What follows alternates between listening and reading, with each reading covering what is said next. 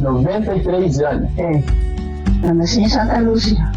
E eu vou fazer 92. 91.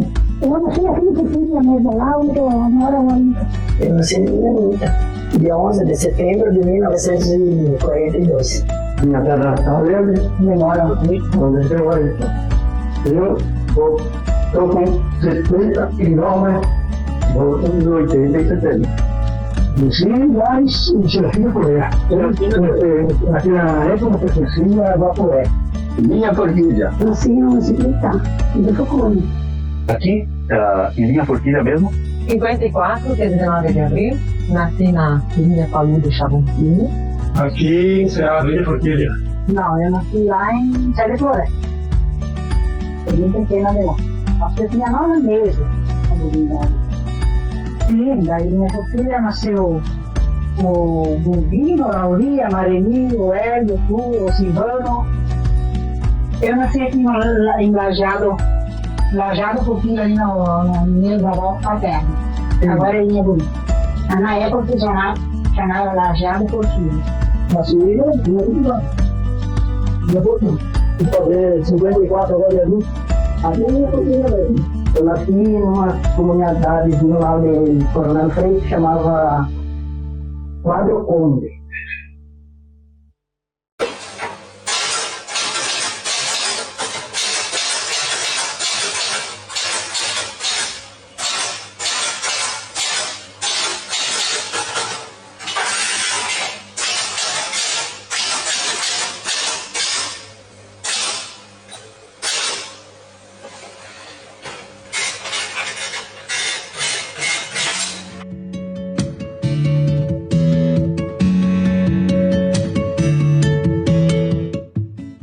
A história da comunidade aqui de Linha Forquilha, ela começou com a medição das terras.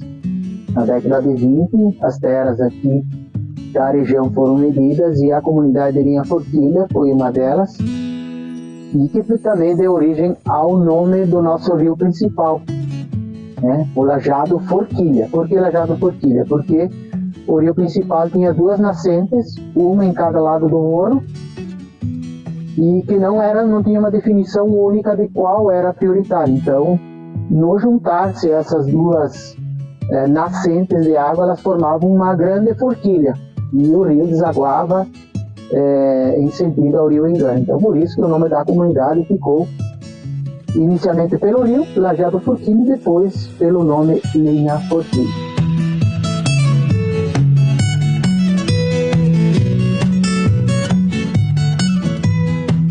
Os primeiros moradores aqui da comunidade entraram em 1931, são descendentes de italianos nascidos no Rio Grande do Sul já, mas como já no estadia em Seara, dentro da sede do município, na época Nova Milano. Então a família Paludo foram os primeiros moradores aqui da nossa comunidade, e o Livo Paludo foi o primeiro morador. Aqui tudo era mato, 100% da nossa comunidade era mato, em 1931. Então o primeiro morador veio aqui.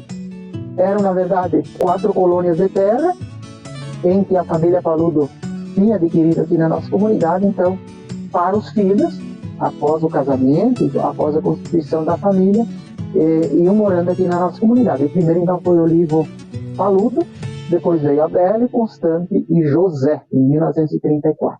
Meu pai é natural de Pitinga e a minha mãe de Vaporé. Nós morávamos em Vaporé. Ele é do Rio Grande também.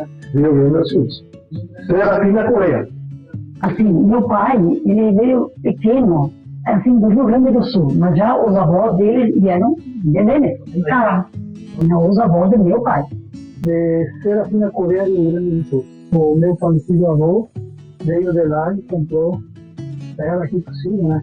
Ele era meu pai e mais 4 filhos. De Serafina Coreia. Veio morar ali. Também vieram lá de Serafina. Os meus pais vieram do Rio Grande. Vaporé. Hoje seria Casca. Eles vieram de Rio Grande, lá a Maria era lá da 11, lá. O pai era lá de Guaporé. De Rio Grande. Linha 12. Vieram do Rio Grande, deixaram a mudança ali no Luiz Jombelli e iam trabalhar lá na terra deles. O meu pai era do Guaporé. Ela veio do Rio Grande, não sei certo de que região do Rio Grande. Eles tinham falado que tinha vindo do Rio Grande. O pai veio de Taquari do Rio Grande. O pai veio do Rio Grande. E a mãe acho que nasceu em Linha Salete mesmo. O pai nasceu em Guaporé, Rio Grande do Sul. Meu pai é Victor Paludo e Cândida Maria Nazi Paludo. Eu sou a 7ª filha do casal, mas eles moravam aqui em Forquilha, só eu nasci em Forquilha.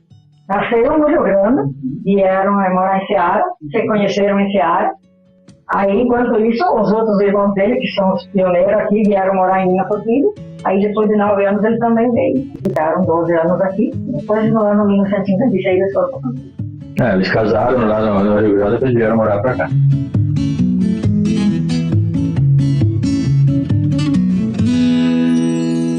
A vinda das primeiras famílias aqui foi uma dificuldade tremenda, né? Então não havia acesso a estradas, as casas eram feitas de maneira provisória para poder começar as primeiras lavouras e as primeiras culturas aqui eram de subsistência. Então durante praticamente 2 décadas se cultivava essencialmente aquilo que era consumido nas famílias.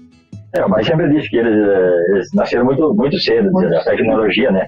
E na verdade ele saiu de lá do Rio Grande para vir aqui, que lá a terra era mais plana, mas menos dobrada do que aqui. Mas eles vieram para cá por causa que lá não tinha adubo, né? E aqui era terra de formiga, ortigão, que eles diziam, né? Daí tu cortava, plantava e tu colhia. E lá no Rio Grande já tinha que você adubo, e não tinha, na época não tinha adubo. Tudo mato. Eles se instalaram aqui no Pedro Batistella, no Pedro Paludo, aqui no lado da ponta ali. Ele morava ali embaixo no porão ali, até fazer um ranchinho de esteira, para eles poderem morar aqui, a parte da sangue aqui. Eu fui mato, aquela vez tiro mato, começou a fazer o quê? Derrubar árvores, começar a abrir fora, plantar alguma coisa para fazer o quê? Alguma coisa para se alimentar. Se instalaram, ficaram um tempo junto da família Jombelli, que era do meu tio Luiz Jombelli, e para começar a abrir as picadas para fazer um lanchinho, né? Que as primeiras comidas que a mãe fez, em roda de um toco de cedro. O pai foi morar, na realidade, dentro de um cedro oco, os primeiros dias. E depois ele construiu uma casinha de casca de árvore. E dali eu sei que a mãe contava que o pai ia lá no Francisco Paludo, que é o primeiro morador, o Vitor, e a tigre berava de noite. E ela tinha medo, porque não tinha casa. Depois para construir a casa, tem que puxar o tábua dele lá em cima do muro do asfalto, para vir para baixo, mas não era asfalto. Daí botava 2 tábuas para o lado do cavalo, 3 amarradas, e o cavalo arrastava as tábuas. Tudo mais. Aqui fizeram a estrada mesmo, cortaram para abrir.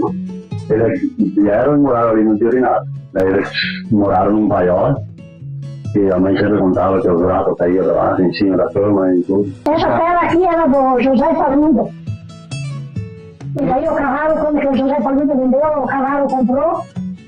E depois nós compramos de um deles. Meu Deus do céu, foi derrubado muito, mano. O Zeró tem a machado ainda. Eu não sei, mas o quê?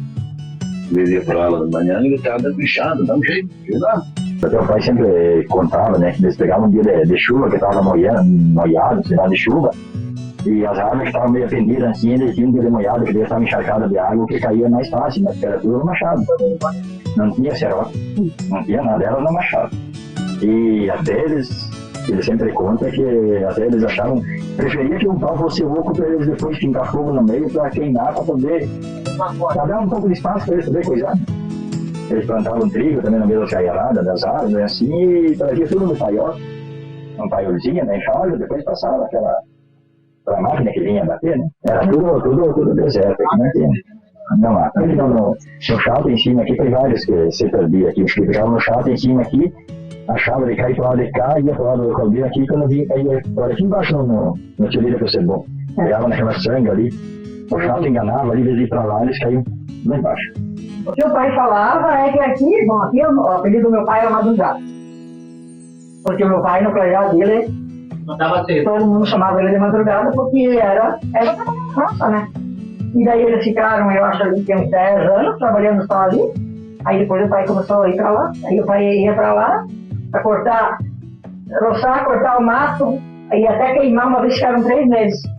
E nesse meio tempo a mãe aqui, ele foi com o meu irmão e eu que não estava, então com os dois. Acabou a comida, ela tinha até que matar um porco uma vez. E não tinha mais comida, o pai não era caminhoso, era só mato. Eles iam pra lá, roçavam, derrubavam, depois queimavam e plantavam milho e daí vinha pra cá. Nós levava as crianças na roça, que daí e o Ritson. O Ritson acho que tinha uns 3 aninhos, 4, não sei se tinha. O daí era mais pequenininho. Nós levava eles juntos na rua de manhã e de tarde, 2 viagens. Daí embaixo, subia para aquele pique, nós ia trabalhar. Voltava de meio-dia lá para almoçar e de tarde vinha de novo. As crianças com água deixada ainda ficava sempre na roça. Eu comecei com 16 anos, morava em Dom Pedro, plantava pipoca, me comprei quase um enxoval com as pipocas. Eu ia as pipocas e já era tão bobinho, você sabia nem de descascar e de bunhar, você levava com a palha. Era o mesmo, e feijão, e arroz, e mandioca, os tudo certeado, né? O Borbolino Rex, o Corari, me deu 105 anos, né? O meu queijo que a mãe fazia na panela do fogão a lenha, onde cozinhava o feijão, a cuina que nós meninas levava. Então, quer dizer, eu tenho muito orgulho daquilo que nós sofremos, mas não como. Então, ela sempre foi, eu digo a mãe mais, eu tinha aquela horta que plantavam de tudo, de tarde aí aquelas suizinhas vindas ali na ervilha, a fava, a abóbora, aquelas beterraba. Então, nunca faltou, nem amor e nem comida nunca faltou. Uma família de muita oração, pai, pelo amor de Deus, todas as noites o texto. E tudo também de roça, né? Milho, soja, trigo, eu cheguei a ver e ceifar alguma coisa. E era na mão? Era tudo na mão, né? Então, soja também, era tudo levado bastante, a gente carregava bastante, né? Da trilhadeira, levava uma trilhadeira num certo lugar na roça. E aí a gente levava para esse montão de nós. 14 anos, pô, tarefa para ele, o meu irmão que era um pouco mais novo, ele tem 1 ano e meio. A nós morar perto, que nós tínhamos um irmão mais velho, daí ele saiu, né? E daí ficou para nós, né? Eu já assumi a parada. Na época era tudo no lugar. Tudo no lugar. Era na lavrada, milho plantado, capau. E tudo ficou. Tinha pouco, vaca. Era pouco de vaca mais no começo. Depois que foi mais tarde, a gente, na verdade, depois que eu casei, foi começado com a viagem. Mas até então era lavoura e milho, soja e vaca de leite. Botava arroz, né? Feijão, milho, assim, milho ralo. Alguns milho, né? Até uma vez que ele veio morar ali, deu uma seca, eles tinham que se pegar farinha de milho para fazer a polenta Aratiba. Deu 7 meses de seca, disse que tinha fogo por tudo quanto era lugar no mato. Diz que agora está seca por causa que não tem mato, aquela vez era tudo mato. Deu 7 meses de seca. Nós fazíamos roça. Roça e plantar trigo. Nós colhíamos sempre a base de 90, 100 sacos de trigo. Nós plantávamos sempre 4 ou 5 sacos, porque a família era grande. Tudo após se roçar mato e amuque. Dentro da roça nova, não tinha motosserra, era machado. Abrir estrada para passar com a carroça era muca, arrancava um toco, alguma coisa era muca, com machado, cortava a raiz para abrir estrada. E era assim, tudo com os bois. Até que destocava bem a roça nova, limpava a enxada. E depois era com os bois, era lutado. Meu pai, nós plantava. Alguma coisa comprava, porque naquela época comprava, era querosene, era... como é que posso dizer, a querosene e a erva mate. Naquela época ainda, já, quando eu estava, né, comprava já a erva mate. Meu pai nunca fizeram a erva mate. E daí comprava assim, na roça tinha o porco, tinha galinha, daí comprava menos nas lojas. Só você comprava tipo a roupa, que comprava assim, uma vez a roupa tinha em metro, e daí a mãe fazia, e depois comecei a crescer um pouco, daí ela me botou eu na máquina. Daí eu costurava em casa. Mas eu não tinha feito curso nenhum, nada, eu tinha que botar a cabeça ali E vamos lá, se eu errava, eu tinha que descosturar e tentar inventar de novo para dar certo. E daí nós tínhamos plantado um pedaço de feijão lá de cima, lá da... Onde morava, ali onde mora o MKS agora, uma vez era o irmão dele, falecido Américo, né? Daí nós plantamos um pedaço de feijão lá, que deu para comprar o Fusca com o dinheiro do feijão. Naquela época lá eu ganhei 90 cruzeiros cada saco do feijão, aquele tempo lá. E valia dinheiro, eu comprei o Fuca. Mandei o saco a poeira e plantamos até no domingo. Nós ia lá, daí tinha o Pedro, tinha o Írio, porque todo mundo nós ajudávamos, era bonito. Daí eu precisava fazer ligeiro, colher 60 sacos, era 2 só. Lavoura e depois aí entramos com aviário e com gado de leite. 6 anos se poder haver. 6 anos e daí eu já estava com um gado de leite, aí foi tirado o aviário e só ficamos com o gado de leite. A lavoura, né? Comprava um pouco de trigo, um pouco de milho, batata, principalmente muita comida para o nosso consumo, né? Naquela época plantava de tudo, no caso, né, que eu lembro, né? Plantava trigo, feijão, arroz, milho, soja. Vendia de tudo, plantava naquela época. Era tudo no braço, enxada e arado puxado com os boi. E roçar e fazer as queimadas assim naquela época. O queijo era sempre. Naquela época não existia venda de leite, né? Ninguém sonhava que hoje o pessoal ia aí essa venda de leite. Foi tudo na enxada e a força no começo. Porque a nossa terra aqui, quando nós entramos aqui, era tudo mato, né? 100% mato. Sim. E aquele pedaço, vamos dizer assim, 2 quartas e pouco de cortado, mas era a roça nova, né? Levava na roça. Botava no cesto e nas costas e ia. Se não moro, eles iam no castor. Eles se viravam lá. Sim. Aí eles brincavam na terra, eles gostavam de brincar na terra. Até que cresceu os piatas, eles começaram a ajudar mais na roça. Eles diminuíram um pouco isso. Senão eu ia, né? Milho, bastante soja. Trabalhava muito com soja. E era ruim de arrancar, porque doía as mãos, ela espinhava, né? Daí a mãe fazia umas luvas de... Na época não tinha luva para comprar, né? Daí a mãe fazia umas luvas de tecido assim, mas passava porque era um tecido meio fino, né? Doía igual, ajudava um pouco, né? Era comprado no mesmo milho. No mesmo. Daí ela escolhia, quando chovia pendurava no milho, aquele maquinho. E depois quando dava sol, ia lá, tirava as careiras de milho, colocava no lado assim para abrir as careiras. Daí ia com a carroça e carregava o soja e trilhava. Meu pai misturava, deixava nós mexendo. Porque nós era puxar e colocar e tirar as bolsas que vinha fora a soja. Depois colhia o milho. Daí a gente arrancava o pé e encostava no outro, e era tudo milho dobrado, né? Para colher o soja, né? Daí puxava para cá, chegava na carroça. Sim, nós fazíamos bastante fumo em corda. Meu Deus, quanto fumo. Meu Deus.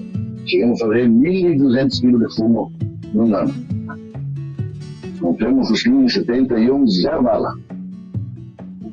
Só com fumo. O dinheiro estava tudo dentro do bidê, socado lá, que tinha o pinico embaixo e o gaveta em cima. Enfiou tudo dentro da dinheiro, tudo da gaveta. E o dia que vieram aqui, tinha o tio Otávio, da BL Pulse e o cara da Volks, pegar o Fusquinha. 0 bala. Primeiro carro, e abriram aquela gaveta, botaram em cima da mesa, começaram a desdobrar, ficaram mais de 1 hora, eu acho, lá para comprar o dinheiro. E sobrou. Só com fumo.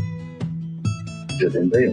Tudo desde a muda, aí tinha que usar um veneno tal de branco, depois pegava a muda, plantava. Tudo mais, tirava as folhas, tudo na carroça. Tudo manual, não tinha nada na máquina, certo? Mas dava trabalho, mas dava dinheiro na época do fumo também. Todo mundo fumava, praticamente não precisava nem sair de casa para vender. Não tinha muito cigarro, aquele cigarro de papel. Era tudo crioulo. Todo mundo fumava crioulo. Desde as mulheres, eu lembro, eu também fumei crioulo na época que eu fumava. E desde hoje a maioria compra cigarro pronto, né? Ninguém mais compra para fazer fumo, né? A cachaça fizemos acho que mais de 40 anos, cachaça. Essa eu também ajudei a fazer. Fazia cachaça, a graspa de toda a comunidade de Forquilha. Aqui nós saía com a carroça buscar lá no Cílio Bobinão, no Francisco Paludo, pegar as graspas, no Antônio Dias, levava aqui para fazer graspa. Trabalhava direto com a graspa. Ali era o ambiente, e além disso o pai fazia até Campari. Campari era bem complicado, porque tinha que usar groselha, não sei o que, mas não sei o que. E tinha que enterrar ainda. é um tempo embaixo da terra, acho que ele morreu e eu sei que ele ainda deve ter enterrado por aí os litros, mas eu não consegui achar. Eu vendia um pouco de trigo também, lembro bem como é que era, mas não era muita venda não. Adubo nem tinha, não tinha. E a semente a gente trocava no paiol dos vizinhos, porque disse que dava melhor o milho. Às vezes plantava 2 anos a mesma semente, depois trocava. Era bem mais sofrido que agora, mas a gente era feliz assim, porque era o que tinha. Era arado e foi, vai embora e enxada. Era isso. Deu bem, sim. Planta não, mas eu não sei, embaixo eu não sei. Criava um pouco e sentava umas vacas para leite, mas não muitas, de trigo. Boi arado sempre. Tinha que fazer isso tudo de casa, porque não tinha de comprar nada. Se você fazia trigo por quilograma, comia pão tudo, não tinha nada de comprar. Para vender era só os porquinhos e umas peças de queijo só. Todos os dias tinha que fazer queijo. Fazia queijo e a comida também. Feijão, arroz, frango e carne de gado quando se matava um gado em volta, porque não se tinha geladeira, não se tinha nada. Você catia 3, 4 vezes no meio do milho, depois ainda tinha que arrancar o isso, depois quando você dobrava o milho tinha que arrancar o isso, para não deixar a terra empestear. O nome dizia tem que cuidar.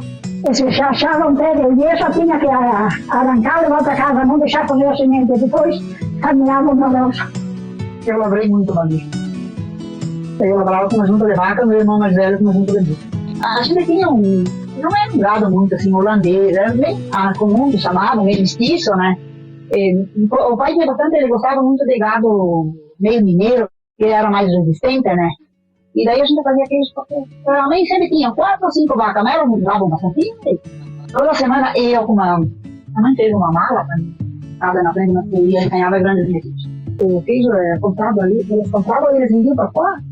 O queijo que comprava dos colonos naquela época, vendiam para fora. Uma peça, às vezes até mais por dia, a mãe fazia 2. Bom, vamos fazer uma fofoca. Nós mais velhos, nós fizemos um enxoval com o queijo. Eu, a Maria, a Lorena, nós fizemos um enxoval com o queijo. Um enxoval, uma máquina de costura, eu ganhei, mas eu daí ganhei melhor que as outras, porque eu sabia costurar e as outras. Um caroço e 2. Nós chegávamos a fazer 4 viagens num dia, que tinha bastante pessoa. Eu sempre me lembro, a primeira vez que eu peguei o arado, o Jandir não estava em casa, daí estava eu metido, eu vou pegar os bois e fui lá, e não era capaz de segurar o arado, passava sempre no mesmo. Mais ou menos que nem hoje, a piazada chega aos 18 anos, aquele sonho de fazer carteira de motorista, o sonho de andar. E depois era tudo a pica-pau, com a máquina de plantar. E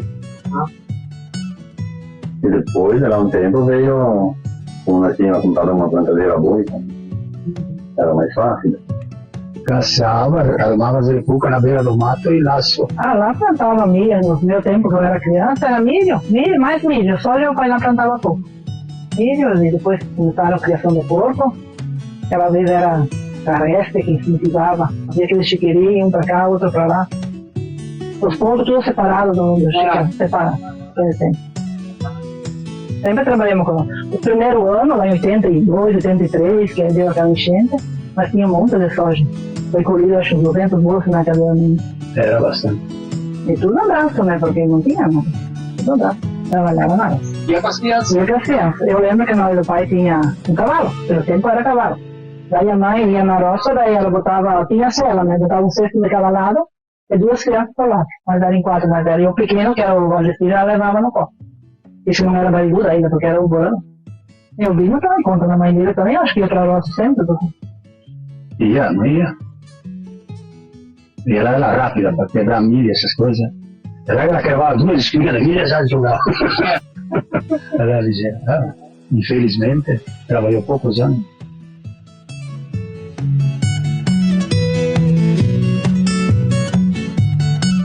E as famílias eram de característica famílias grandes, então bem populosas, eram famílias numa média de 8 a 10 filhos por família, e não havia controle de natalidade, então as famílias tinham essa característica de serem famílias bem populosas, bem numerosas. Estamos em 12, eram de vivo, uma ela faleceu com 3 meses, uma moça. Tem 6, era pai e 6 moças, e faleceu o Zico, né?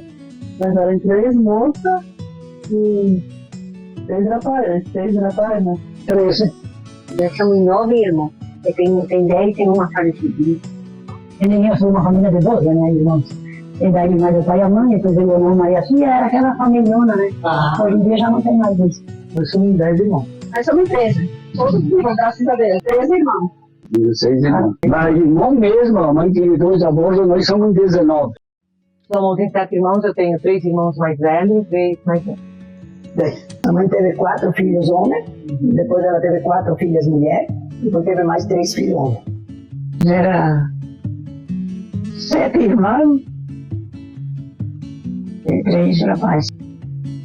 Parece que é 11. 19. Mas eram 12 irmãos. Nós somos 8 irmãos. Nós somos 6 irmãos e 2 irmãos. Nós somos 8 irmãos.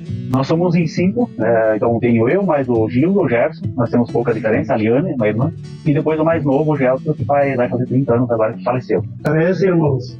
Havia 7 rapazes e 6 moças. 9, né? Agora tem um falecido, o Lauri faleceu, 8.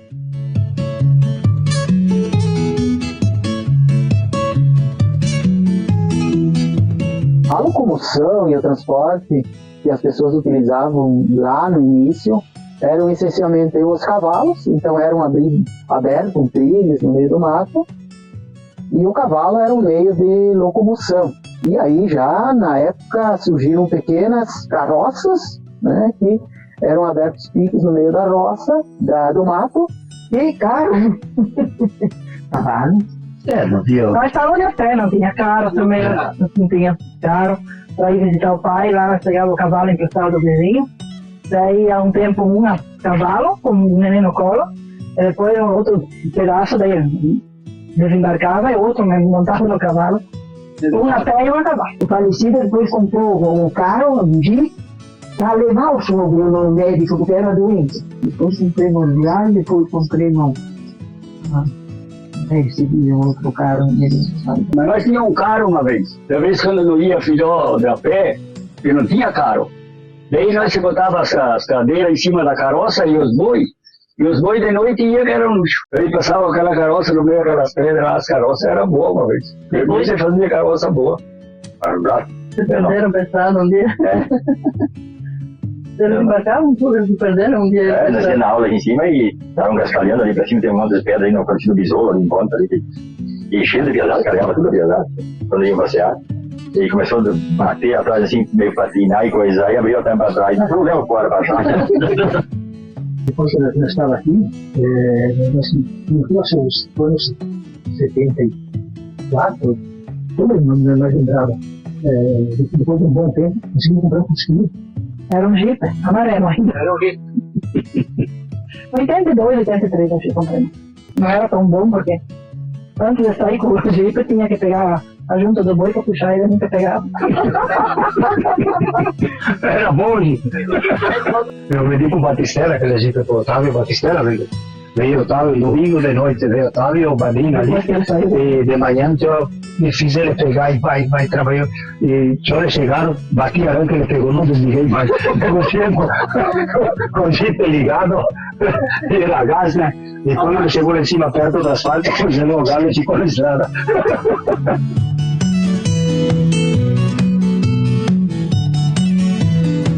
Bom, a energia elétrica era outra dificuldade, né? Na época, a energia elétrica não existia. A energia elétrica veio em 1974 para a comunidade, então até então a conservação de alimentos era toda natural. Não havia como congelar, né? Como armazenar em resfriados. Quando a gente ganhava um pouco, a carne era salgada e era cozida num tacho e guardava em lata, com uma banha e tudo, para a gente ir esquentando conforme a gente precisava. E onde era mais carne, a gente aproveitava mais a carne e fazia linguiça. Para aproveitar mais, a gente trocava com o vizinho, com os 3 vizinhos primeiro, sempre metade de uma costela, daí não precisava guardar, né? Era isso que todo mundo fazia. É difícil até de explicar, porque nem parece verdade que a carne que tinha era mentira. Carne de porco, carne de gado era alguma vez algum ternerote sabia o que o pessoal se reunia, batia e repartia fora. O problema é que nem tinha como conservar as coisas antigamente.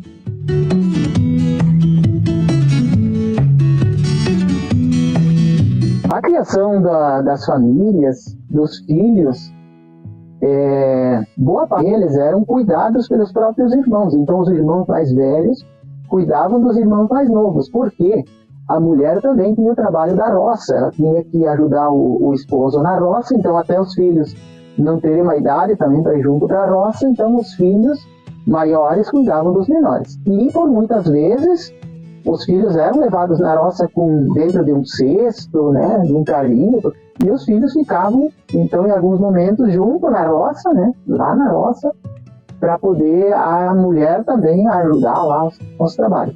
As dificuldades eram enormes, sim, porque não tinha energia elétrica, então as roupas também não eram tão abundantes, então na época do inverno era difícil, né, com vestimenta, né, com calçados, então as pessoas tinham sim, as pessoas tinham essa dificuldade e usavam muito o fogão a lenha para aquecer a casa.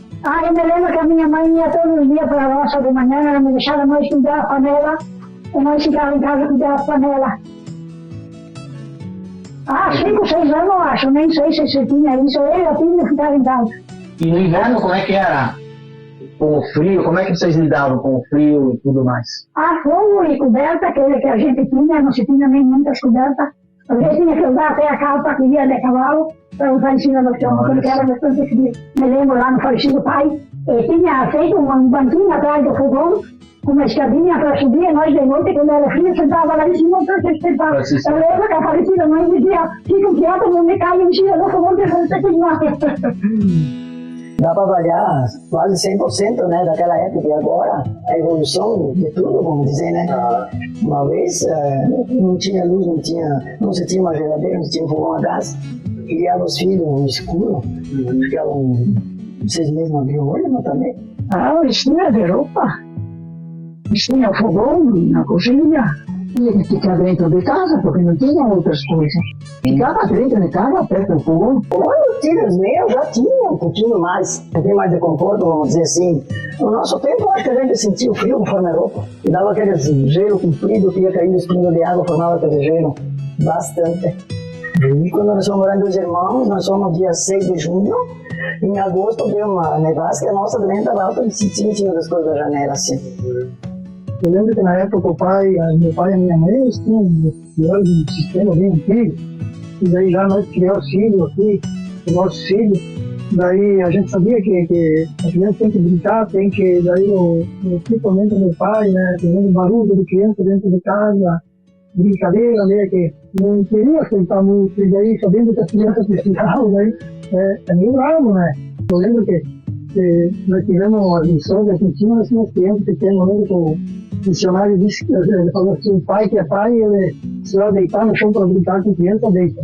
E eu já fazia isso, mas eu sabia que o pai não gostava muito, que achava que o homem não faz isso.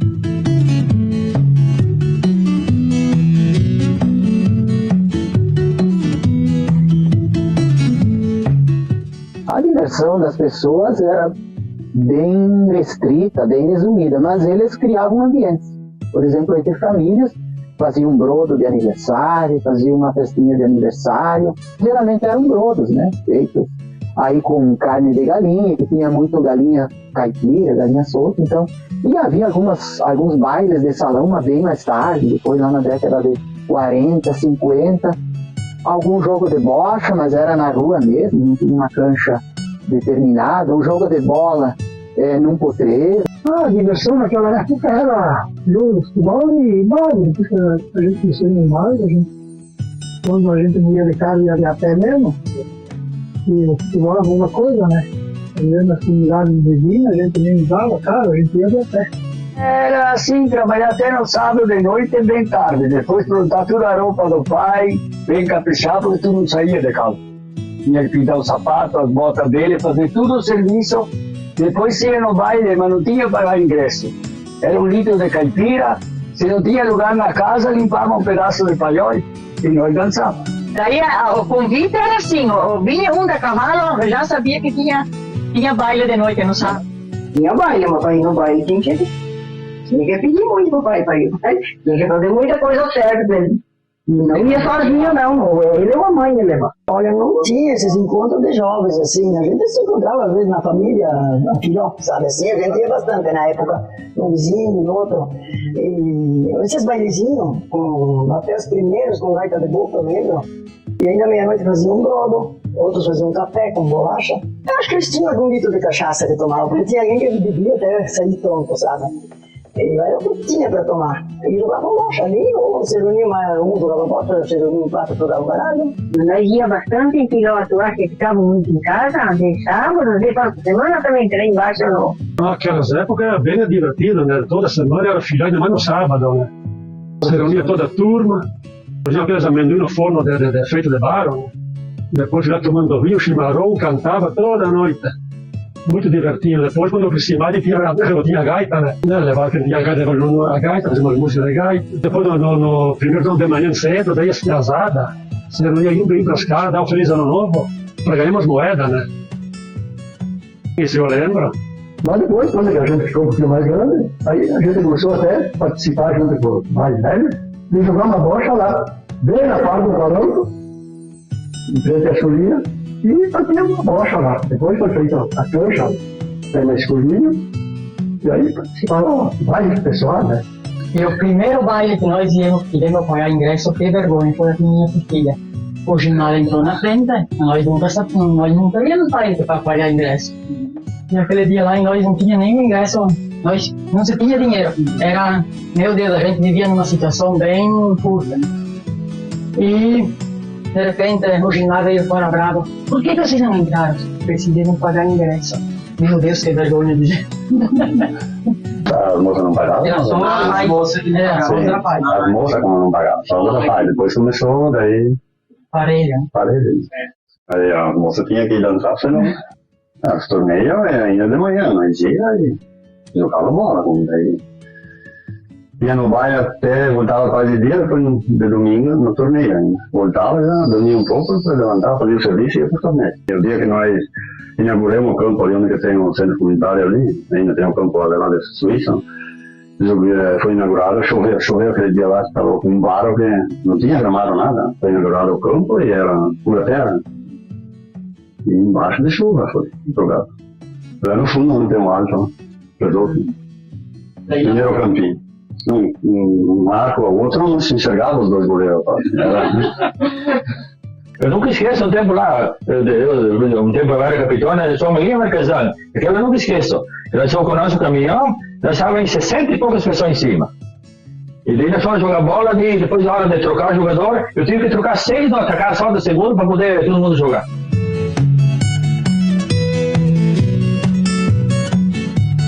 A energia elétrica dita em nossa comunidade veio em 1974, mas antes disso, havia as outras possibilidades que eram criadas pelos próprios moradores. Antes não tinha nada, nem relógio o primeiro tempo, nem relógio não. Como é que vocês faziam com a hora? Olhava o sol no chão. Lá na cozinha, quando estava perto da janela, calculava que era 11 horas. E nós não tinha rádio, não tinha nada. Depois foi comprado um rádio. Era uma velhinha assim, nós mandava para se enxergar. Depois veio o lampião, depois veio o riquinho. Sem energia elétrica instalada nas residências, havia os moinhos, os rodões que carregavam as baterias, faziam farinha, faziam canjica, descascavam arroz. O primeiro que foi construído foi ali embaixo, na propriedade que era da Pedro Venente.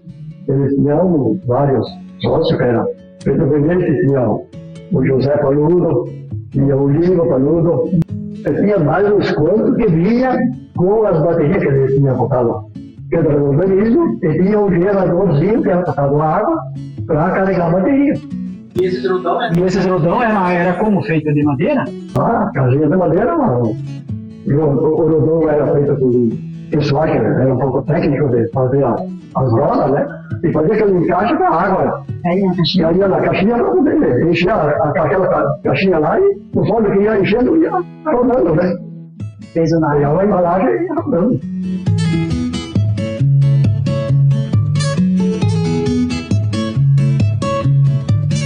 Outra grande dificuldade da época eram os hospitais. Os hospitais no nosso município não existia, nem era município na época, né? O município era Concórdia, antes disso ainda era Joaçaba, Cruzeiro do Sul. O hospital mais perto era Erechim, então os partos, por exemplo, os partos eram feitos em casa. Haviam parteiras muito habilidosas, muito experientes. Então, os partos aqui da nossa comunidade, até os anos 70, eram todos feitos em casa. Tinha a Nona Paiva, sabe? Aquela noninha na Paiva lá em... Às vezes os partos eram em casa. Que era ali em Ipiranga, daí ela veio mas daí ele nasceu e já levaram para o hospital. Daí ainda foi o Livino e a Zélia junto e batizaram ele tudo lá. O Livino e a Zélia eram os padrinhos. Porque uma vez tinha que batizar logo, né? E daí eles eram os padrinhos, mas quando foi de noite, às 11 horas, ele faleceu. Naquela época não tinha, assim, tipo, estufa, essas coisas que nem agora é tudo diferente. Se tinha naquela época, podia ter salvado, porque ele estava de 7 meses. O Ali também nasceu antes do tempo. Era para nascer no começo de junho e ele veio dia 29 de abril. Uma vez tu ia no hospital, se tu não tinha dinheiro, tinha que assinar a promissória. Não tinha tu escapar sem parar. Uma vez não dava para ir no médico, tinha que fazer de menos às vezes, porque não tinha dinheiro. Então tu ia fazer como? Aquela vez que nasceu o Ali, daí o dono saiu de lá e disse que não tinha dinheiro para pagar na hora. Mas ele disse, mas eu venho pagar outro dia. Ele disse, agora eu comprei a motor e a marteleta para mim fazer a comida para os porcos, né? Que tinha que fazer a quirela. E ele disse assim para ele, por que tu não fiz a quirela martelo? Na época que eu tive os meus, eu tive os 4, e meus irmãos tiveram parto normal, eu tive eles em casa. Tinha parteira, era Nona Paiva. Aí 2 irmãos, os irmãos nasceram em Salete, daí foi a Nona Rosário.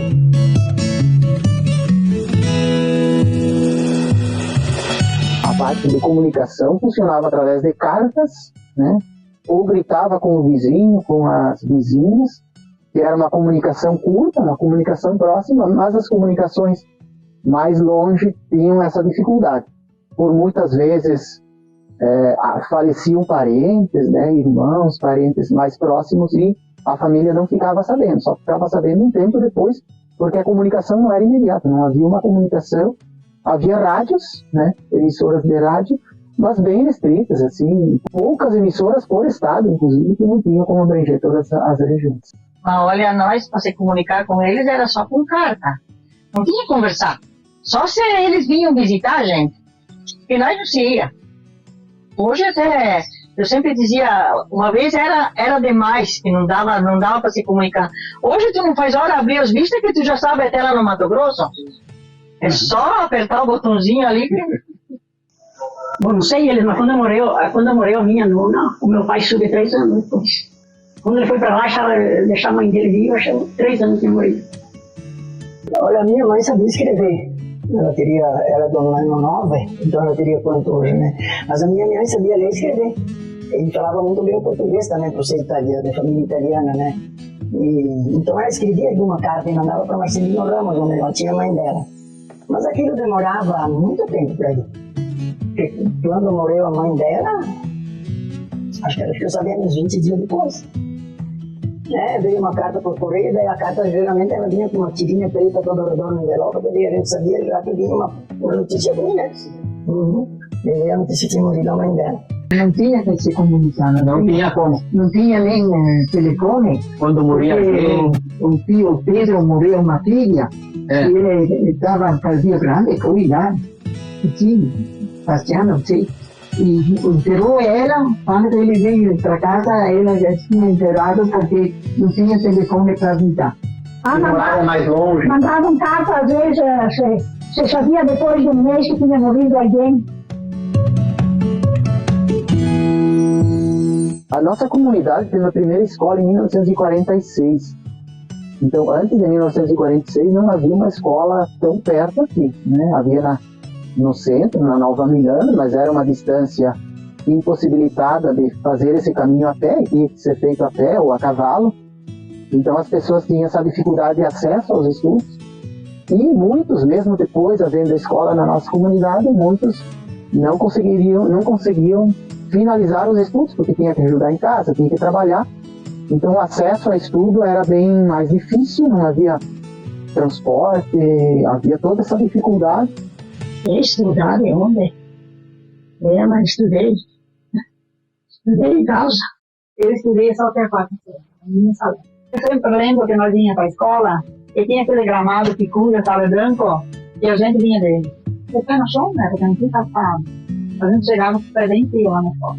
Até a quarta série, acho que os dois tinham até a quarta série. Né? Eu fiz até a quarta série, mas 6 anos. E não aprendi.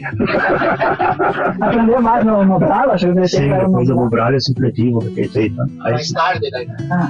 Mas daí era aqui na comunidade. Sim. Vinha por quê? Vamos Armanjo? Ah, sim. É isso lá perto onde morava o Pedro, ali que tinha escolinha lá. Ele escola, né? Sim. E aquela vez era Forquinha, minha Salete, os dois irmãos, minha Bonita também. Era poucos moradores e tinha mais ou menos para tocar. Só que a professora tinha que fazer aula para as séries. Eu completamente triste, não aprendi pouco, porque o professor, ele ensinava só a ler correto. Ele me ensinava as letras. Eu depois aprendi depois de 60 anos. Tava depois daí tinha que na saída de noite, então os pais já estavam meio com o pé atrás, porque fazer como, né? Tinha locomoção e assim. Aí sempre ficou mais restringida para trás. Nenhum irmão quis ir estudar, porque se algum tivesse ido, né, o meu irmão um pouquinho mais velho que ele, daí a gente, né, ia atrás dele, né, mas ele não quis, ele ficou ficando em casa também, gostava da roça.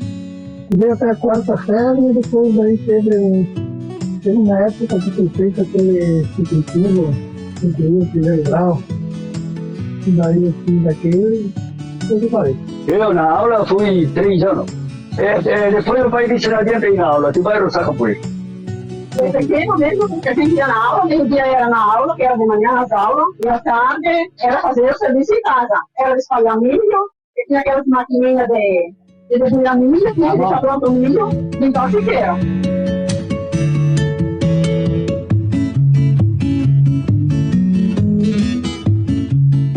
A partir dos anos 40 e 50 surgiram muitos moinhos regionais. Então eram moinhos já regionais e aí os agricultores carregavam as sacas de milho nas mulas, então era uma saca que carregava de um lado e de outro e iam até os moinhos para fazer a farinha. A partir desse tempo foi um pouquinho mais prático para as famílias terem acesso à farinha da polenta, que como a origem italiana sempre consumiu muito a polenta. Então, a farinha de milho era uma das mais prioritárias e a farinha de trigo. Também havia plantações na região e aí os moinhos também faziam a farinha de trigo e o descasque do arroz. O arroz, assim, né, descascava tudo no pilão. Eu pelo que sei, me mudou depois quando montaram o moinho ali, onde a casa da cultura, a fibrineta que tinha o moinho. E daí sempre, daí facilitava, tinha farinha de trigo, farinha de milho, descascador de arroz, daí começou a facilitar. Mas foi muitas horas para conseguir isso aí. Tinha, no começo vocês iam ali na Raia, né? Aqui na Raia. Na Raia tinha um moinho, mano. Depois terminou na Raia, daí nós ia em Linha Bonita, né? Ali no Deitos, que tinha também lá moinho. Ali onde a gente ia pra Linha Salete, tinha um moinho. O moinho do Canossa, ali era da comunidade, na verdade. O pessoal ia lá fazer farinha, né? Mas não tinha quem ficava lá. Quem queria ia com aquele moinho que tocava água, né? Eu me lembro bem que era uma casinha e quando tinha geada, congelava aquilo lá. Ficava tudo gelinho, sabe? Não dava para ir fazer farinha de manhã. Quando que dava muito frio. Eu me lembro bem.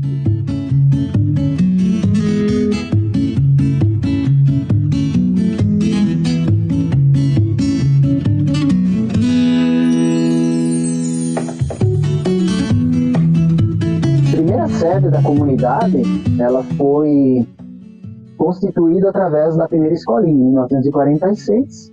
E aí nessa sede havia uma certa cancha de bocha no meio da estrada, né, sem uma estrutura de areia, era no meio da grama mesmo, né. E aí a partir de 1970 começou um movimento para construir um barracão de festas e uma nova igreja. E aí um debate para um novo local da sede da comunidade mais centralizado. Então haviam 2 locais Haviam 2 locais, inclusive que entraram em disputa na época, segundo as entrevistas que nós fizemos, né? Havia grupos defendendo um espaço e grupos defendendo outros, e após, por definições, reuniões, a nossa sede da comunidade foi constituída então no local atual, em 1971, com a construção do primeiro barracão de madeira, um barracão pequeno, mas que servia para as festas da comunidade. E a partir desse período, 1972, 1973, também surgiu um movimento da imagem de Nossa Senhora de Fátima na região, que peregrinou praticamente todas as comunidades da região para incentivar a reza do terço. E aí, nessa década de 70, essa imagem que ela veio de Portugal, ela foi destinada para a nossa comunidade. Então, em 1965, com a construção da nova igreja, então essa imagem passou definitivamente a permanecer na comunidade e a permanecer no seu local ideal, que foi na nova igreja construída em 1965. Então, a partir daí, a comunidade tinha uma estrutura com igreja, com barracão. Então, na década de 70 que começou esse movimento da nova estrutura da comunidade. No domingo tinha na missa de a pé, enseada, e depois de tarde às vezes não tinha para o salete e rezar o terço ainda. Mas tudo de a pé. Depois começaram a rezar o terço na escola ali perto da falecida Catarina, que tinha a escola lá. Certo. Começaram a rezar o terço, depois começaram a rezar a missa, depois foi construída a comunidade lá embaixo. E outra vez ela passava todas as casas. E depois o padre disse que ela ficava aqui para nós, Nossa Senhora de Fátima. O primeiro barracão que foi feito eu tinha 13 anos. 13, agora estou com 76 meses. O primeiro barracão foi cortado madeira aqui, e nós arrastava, eu com aquela idade lá, ia arrastando com os bois que nem fosse melhor de hoje. Aí começamos o primeiro barracão, o segundo, a igreja. Em 65 foi construída a igreja. Foi começado no início do ano, no mês de maio, ela ficou quase pronta. Faltava ainda as 2 coisinhas para poder. Mas dia 16 de maio de 8 dias depois do nosso casamento, foi inaugurado. Foi feito a inauguração. Foi o coroinha que arrumou a igreja, foi dada a bênção. Tinha os nomes, tinha eu, o tio Zonda, o padre Francisco Cano, tá? O Francisco Faludo, e o falecido barrigudinho, chamado barrigudinho, o Carlos Faludo, do Comércio Social, que ele foi um dos padrinhos. Entre os livros que tinha na lateral da igreja, que tinha bastante. Agora, ninguém não veio, se foi o Daniel, mas acho que foi o Daniel que foi isso. Ele foi para ficar, pegar os livros e encher para botar. Os livros para fechar a igreja. Construir a igreja foi o Narciso Paravise e o Madalino Pires. E depois a comunidade inteira ajudava. Eu, inclusive, fiz parte daquela construção. O livro ficava de costa, e o padre também ficava de costa. Era tudo. Povo lá embaixo e a gente ficava de costa com o pessoal. Era tudo em orações e não tem.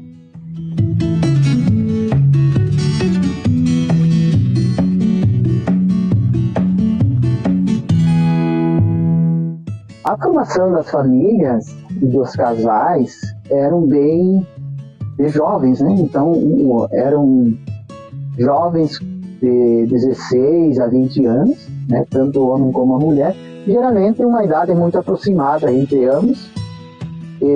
Então as famílias eram constituídas a partir desses jovens que se conheciam por proximidade. Como as atividades de festas e bailes eram menores, então eles se conheciam através da vizinhança, através da comunidade, e a partir daí constituíam as famílias e já iam para recebiam um pedaço de terra, então já se emancipavam, né, já ficavam numa propriedade própria, né, depois do casamento.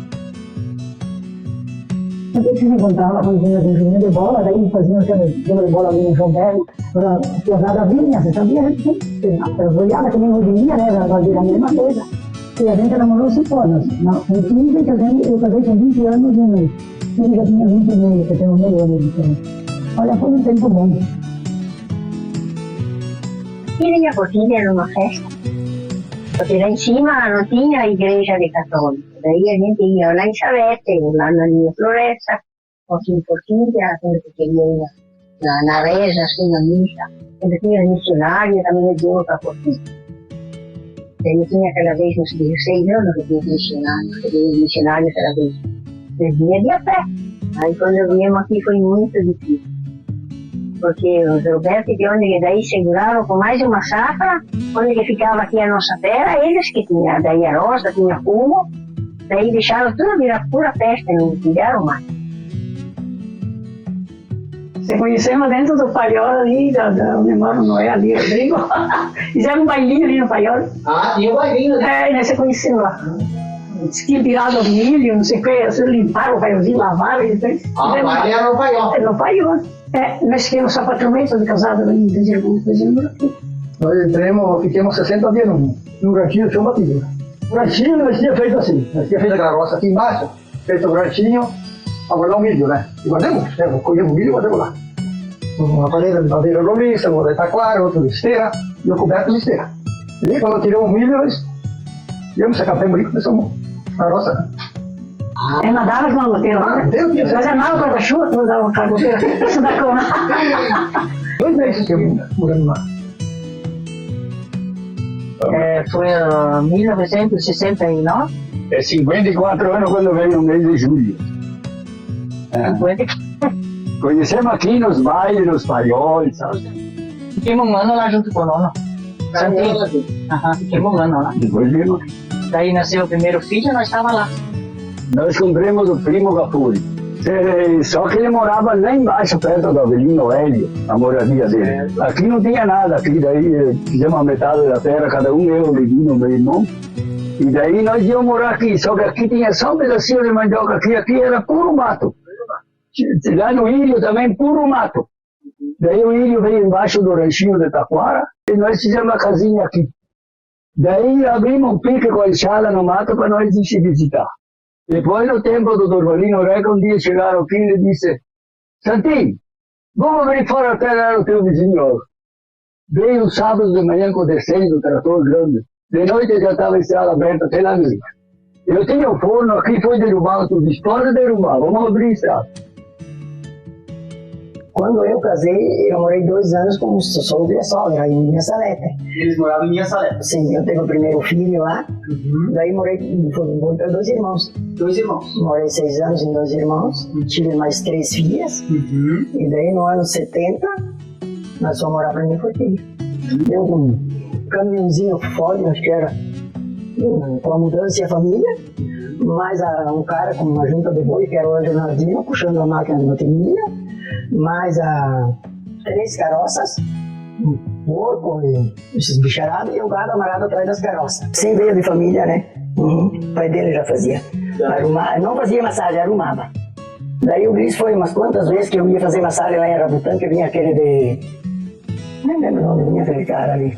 Ele fazia massagem ali em Rabutã, daí eu ia fazer massagem lá, eu e a Série, a Dirley. E daí elas deixavam o Gris, nós deixávamos o Gris entrar junto. E ele aprendeu um pouco lá, ele explicou. Daí depois o velho martelo deu um livro para primeiros socorros também. Ele foi aprendendo, pegando prática, daí ele viu outro fazer massagem, começou a fazer. Se ele fosse de querer cobrar, podia ter sobrado um dinheirinho, mas ele nunca cobrou. Deixaram à vontade. Às vezes eu digo, mas por que tu não cobrou? Esse cara vinha lá com um pé que era desse tamanho, saía caminhando. Ah, nem me lembrei. Ele me falava. Ele era uma pessoa muito bondosa. Ele marcou 1 ano, ele marcou. Só os que ele atendeu, muita gente às vezes não tinha quase nada. Ele atendeu mais de 1000 pessoas num ano.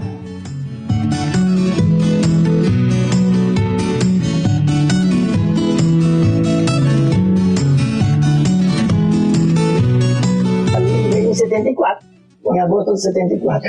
A evolução foi grande, porque uma vez a gente sofria muito, né? Porque era tudo escuro. Tu tinha que fazer durante o dia, porque depois da noite tu ia fora. Agora não, porque tem luz. Nós ficamos, aquela vez que nasceu o Ali, nós ficamos, acho, uns... O médico disse que era para nós cuidar muito dele, né? Também de noite, cuidar bastante, porque, né? E daí nós deixávamos o chareto ligado. Era aqueles charetos, sabe, que ele botava um prego na parede e pendurava E daí nós deixava aquele ligado a noite inteira. E daí depois veio os liquinhos. Naquela época nós não pagamos nada da luz, né? Só que nós abrimos buraco desde lá em cima do pavilhão lá em cima. Essa parte que tem até uma ferreira, né? Fizemos abrir o buraco, colocar os postes e puxar ele, né? Deixar pronta, como se diz. Um por família e ajudando ele. Tinha um chefe dele, né? Que ia marcar lá.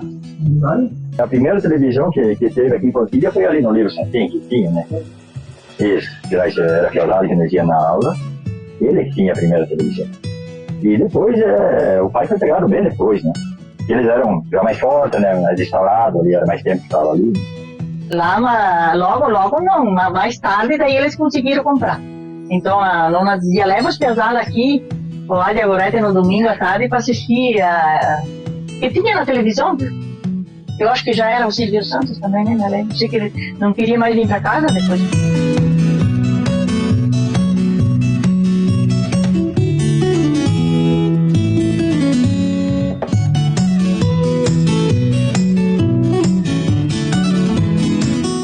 Com a vinda da energia elétrica, possibilitou várias iniciativas na comunidade e uma delas foi a implantação de uma serraria Bordinhão.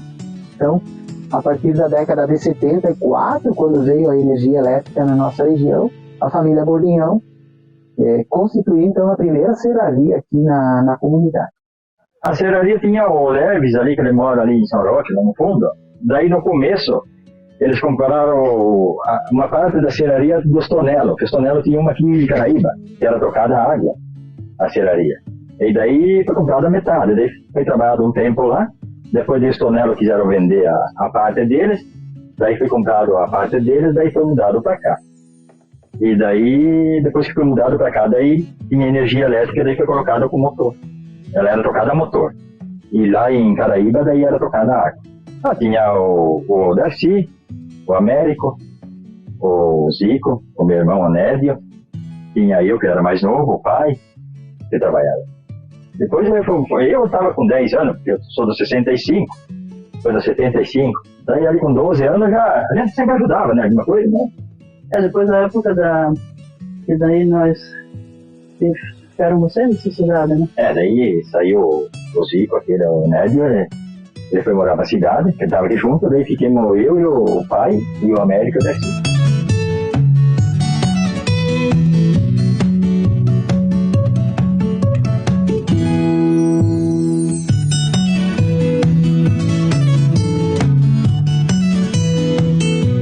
Assim, como eu nasci lá, eu sempre dizia pro meu pai e minha mãe que eu queria conhecer Seara, eu não conhecia, né? Aí nós viemos em janeiro de 1977, nós viemos passear pra cá. E eu vi os parentes em Seara, daí o pai disse, vamos conhecer aqui, porque o pai morava aqui, os outros de casa em casa aqui, e era compadres que estavam por aqui. Aí nós viemos, na sexta de manhã, dia 14 de janeiro, nós viemos aqui no Livro Santinho, que era o primeiro vizinho do pai, o pai morou ali, eles eram como irmãos, né, as duas famílias ali. Eu pai disse assim, de tarde vamos lá para visitar os compadres, o pai falou. Eu, a minha irmã e o meu irmão, aí fomos também no compadre Inácio, o meu pai veio com o compadre Inácio, mas nós chegamos ali. Tinha 3, 4 rapazes, mais uma árvore ali, mas ninguém olhou para esse fazer rapaz que tinha mais aquela árvore aquele dia. Nós saímos, tchau, ninguém olhou para ninguém. Quando eu saí, ele falou para a mãe dele, eu vou para o Palotinho. Eu não olhei para ele, no sábado tinha baile bonita. Como você faz de baile, dava mais. Mas sabe como é que é? É para acontecer as coisas, né? Porque eu namorava naquele tempo. E ela foi no baile em Caraíba, tinha baile de show. E ela queria comprar os ingressos. E eu disse, não, deixa quando vamos lá, se eu venho lá, vamos no baile, né? E fiz lá. E acabei não indo e fui aqui. Para no domingo à tarde. A gente ainda foi na comunidade, daí de noite paramos na Santinha, a gente conversou. Ele me contou que tinha namorado. Eu não? Não, eu nem nada a ninguém. Não, ele falou, olha, tenho namorada, quando eu deixar dessa namorada, eu vou pra Palotinho, ele falou. Não tinha compromisso nenhum. Estava apenas se conhecendo, né? Só que isso foi em janeiro, e ele só ia pra Palotinho em setembro. Foi lá? Foi, 3 anos, ficamos juntos. Ele ia morar aqui embaixo. Eu vim embaixo, né? E daí lá junto nasceu o Anderson.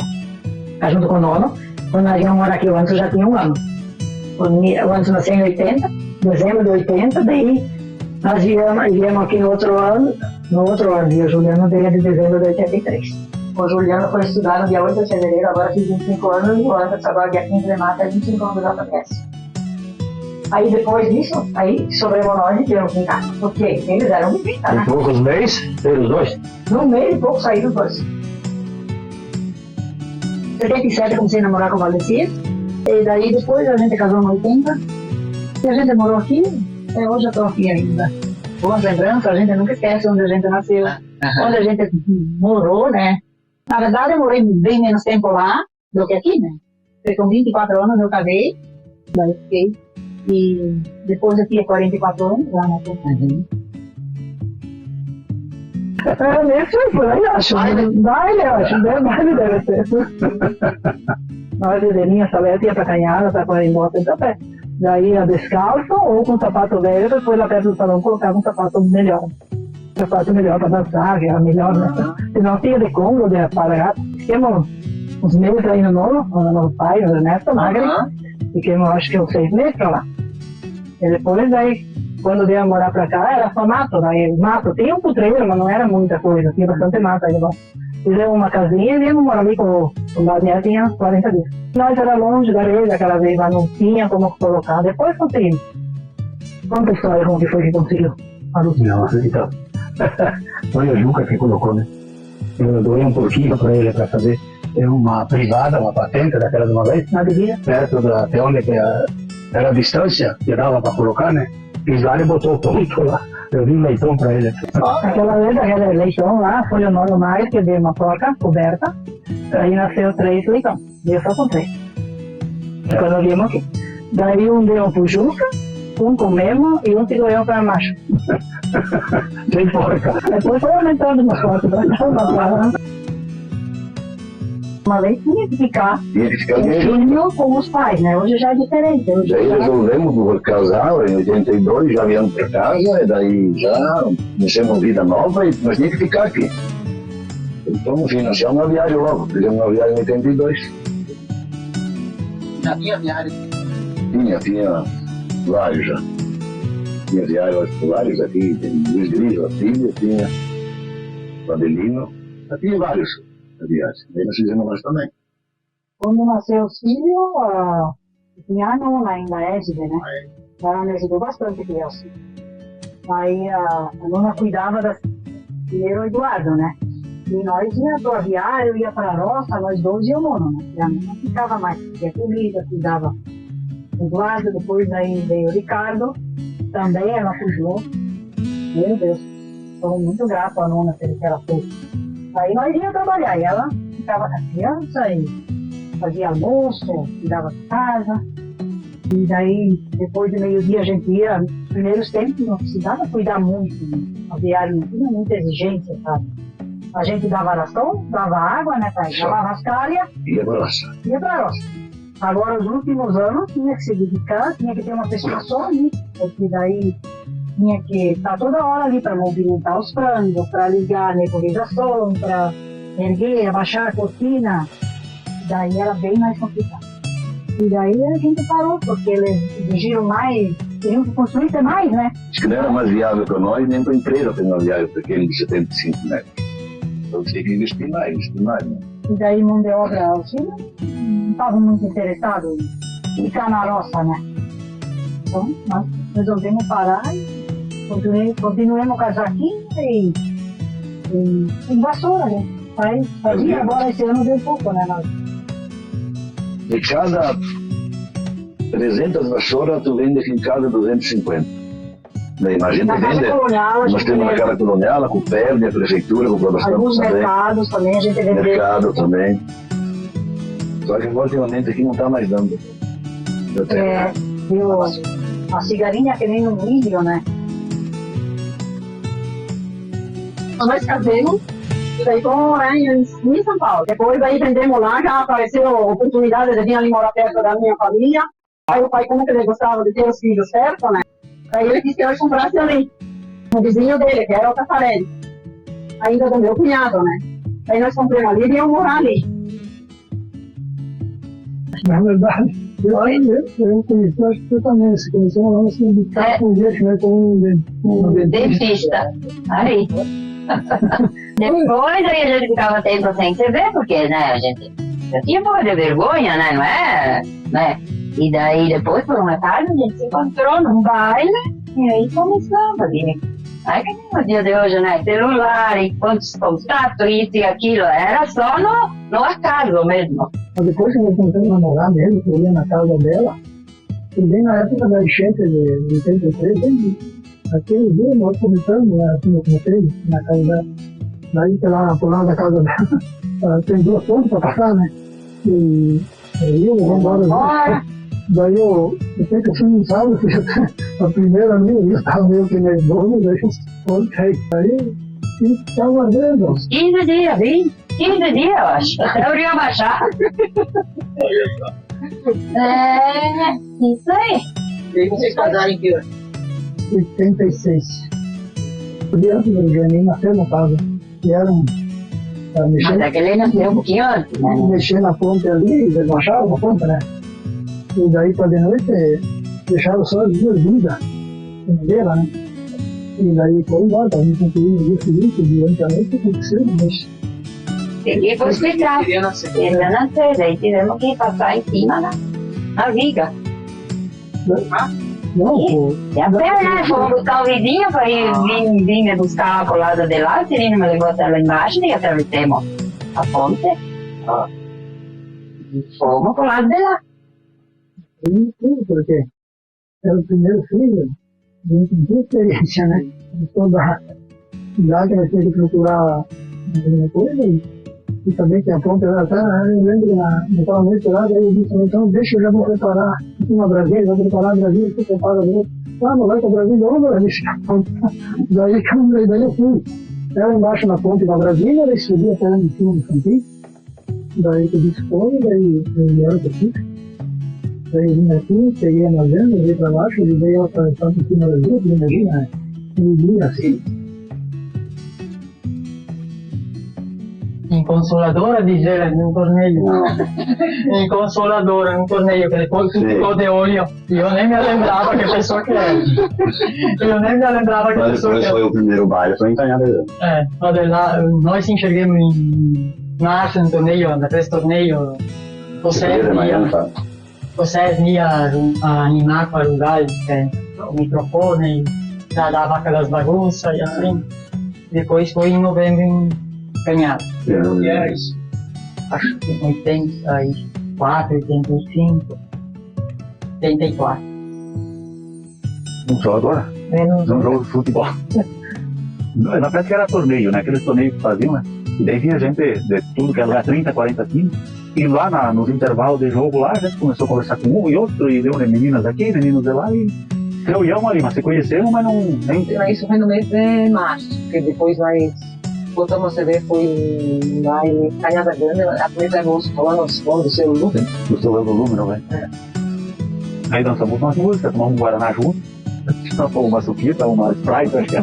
Então nós casamos no dia 17 de novembro de 90.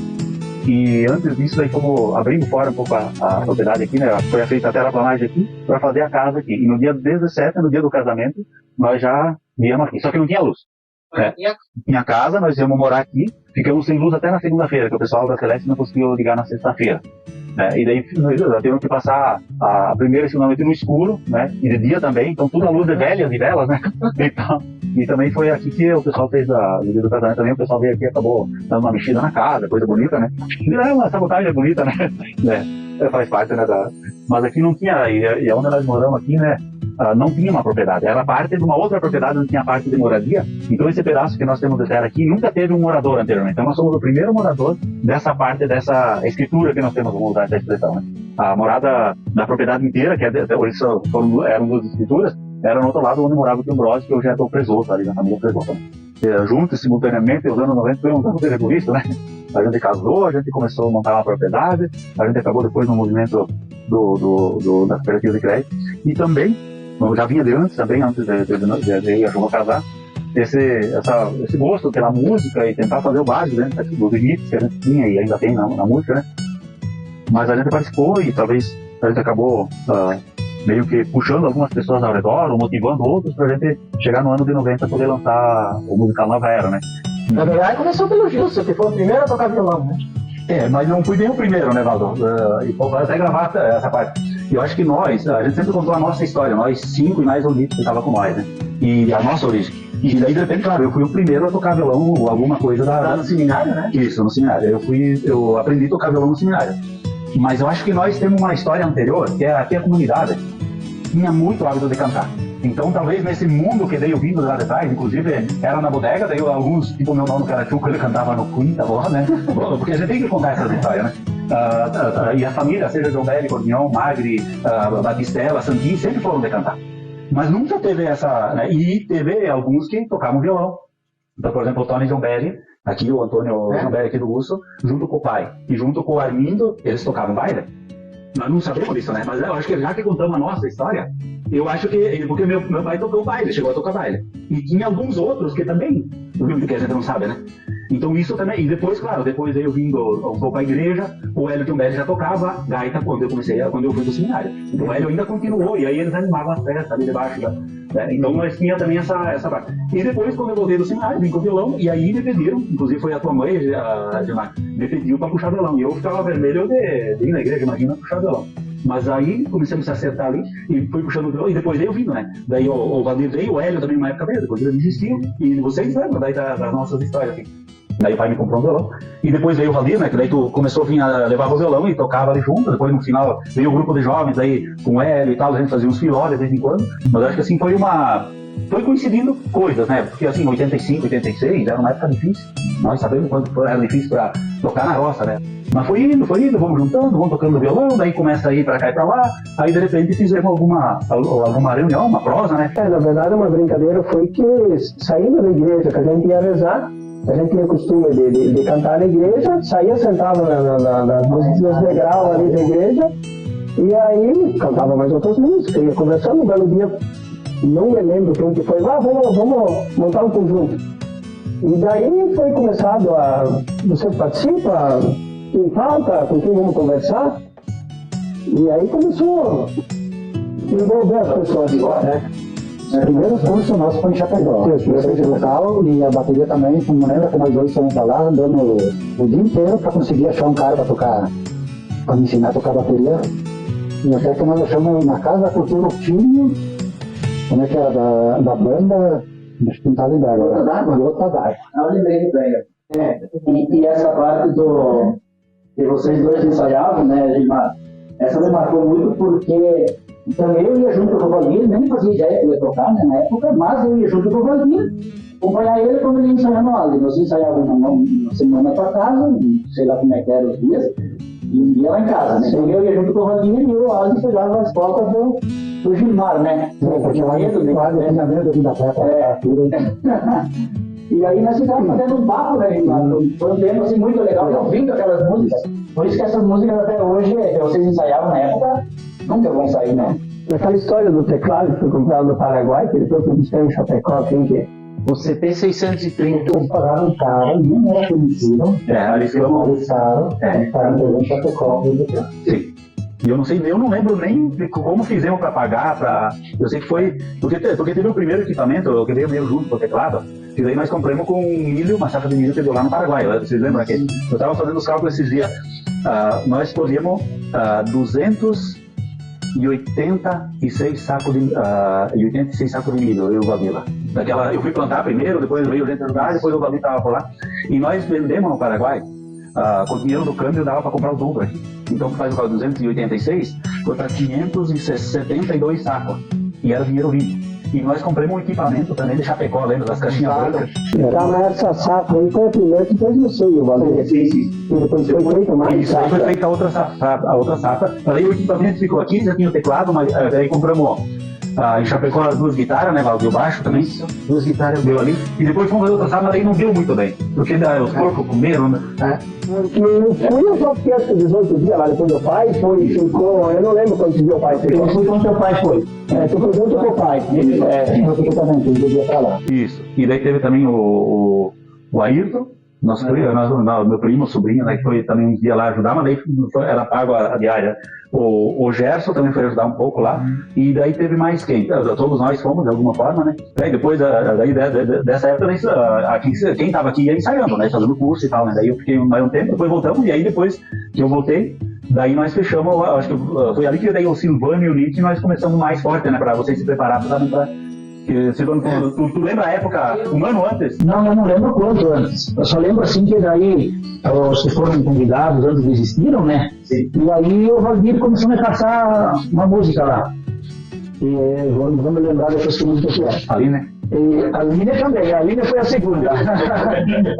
E aí, quando eu sabia 3 músicas, daí disse, não vai ser você, tá bom? Já tava me matando a pau, né? Mas assim, pegando esse gancho da gente aprender, eram tempos difíceis, né? A gente tinha que ir em busca mais longe, né? Chapecó, Erechim, né? E vocês... Vocês trabalhavam por dia, né? Eu lembro muito bem para vocês ter o dinheiro para ir pagar a passagem para ir para Chapecó. Eu já vim um pouquinho depois, daí até acho que era a banda que bancava, enfim. Depois de umas épocas já ia com o Fusca da banda, né? E depois teve aquele período que a gente ensaiou meio direto para preparar o conjunto, né? Definiu uma data lá na frente, vamos lançar o conjunto, e aí a gente começou a um dia por semana, depois 2 dias, e depois no ano de 90, aí a gente lançou, no dia 2 de junho, exatamente 34 anos hoje. Não, o primeiro baile ali em Forquilha, se a ambiental cobrava multa, nós estávamos na cadeia, de tanto coqueiro foi. Então, 34 anos depois, a gente fez e fizemos esse lançamento, e foi uma história importante porque a gente acabou, sem querer, além de montar um grupo musical que não tinha na região, né, ou pelo menos em Ceará, mas a gente éramos todos aqui da comunidade, todos agricultores, filhos de agricultores, né? E com as dificuldades e também as virtudes que tinha naquele momento, mas a gente conseguiu juntar, fazer de uma forma bem associativa, informal, assim, meio que juntando as peças aí, montar uma atividade nova no meio rural, né? Porque a música aqui era olhada, não tinha que plantar milho, feijão, ter porco, vaca, galinha e deu, né? E nós podíamos fazer isso e também ter um grupo musical e poder levar nosso jeito de cantar, nosso jeito de tocar e também conhecer lugares, né? A gente teve, acho que, um privilégio de conhecer muitos lugares através da música, né? Mas foi divertido, porque deixa só os outros trabalhando, lavrando, plantando, mas não é verdade. Mas o musical Nova Era depois contou sua história e foi uma pena que parou depois lá na frente nas outras gerações aí. Mas também são escolhas e talvez teve anos que não foram tão bons. Foram bons pra gente ser músico, mas financeiramente em muitos momentos a gente sabia que vinha pra casa com muita fama e às vezes com fome. Desde aquilo a gente ia passar fome, né? Mas teve momentos também que sobrou, né? Então é importante. Mas acho que foi uma experiência que inclusive a comunidade de Forquilhas talvez tenha uma das poucas aqui, né? Já que teve um grupo musical daqui e que nós ao mesmo tempo ajudava a organizar festas e baile, depois ia tocar e depois no outro dia nós estávamos fazendo balanço, nós estávamos lá contando as garrafas, ajudava a fazer convite e ao mesmo tempo, né? Então era uma experiência que poucas comunidades talvez no meio rural tenham tido ao longo do tempo, né? Falando assim financeiro, a gente não ajudou nada, né? Acho que pagamos até para isso, mas a gente criou uma história e principalmente conheceu muitos lugares, muitas pessoas, né?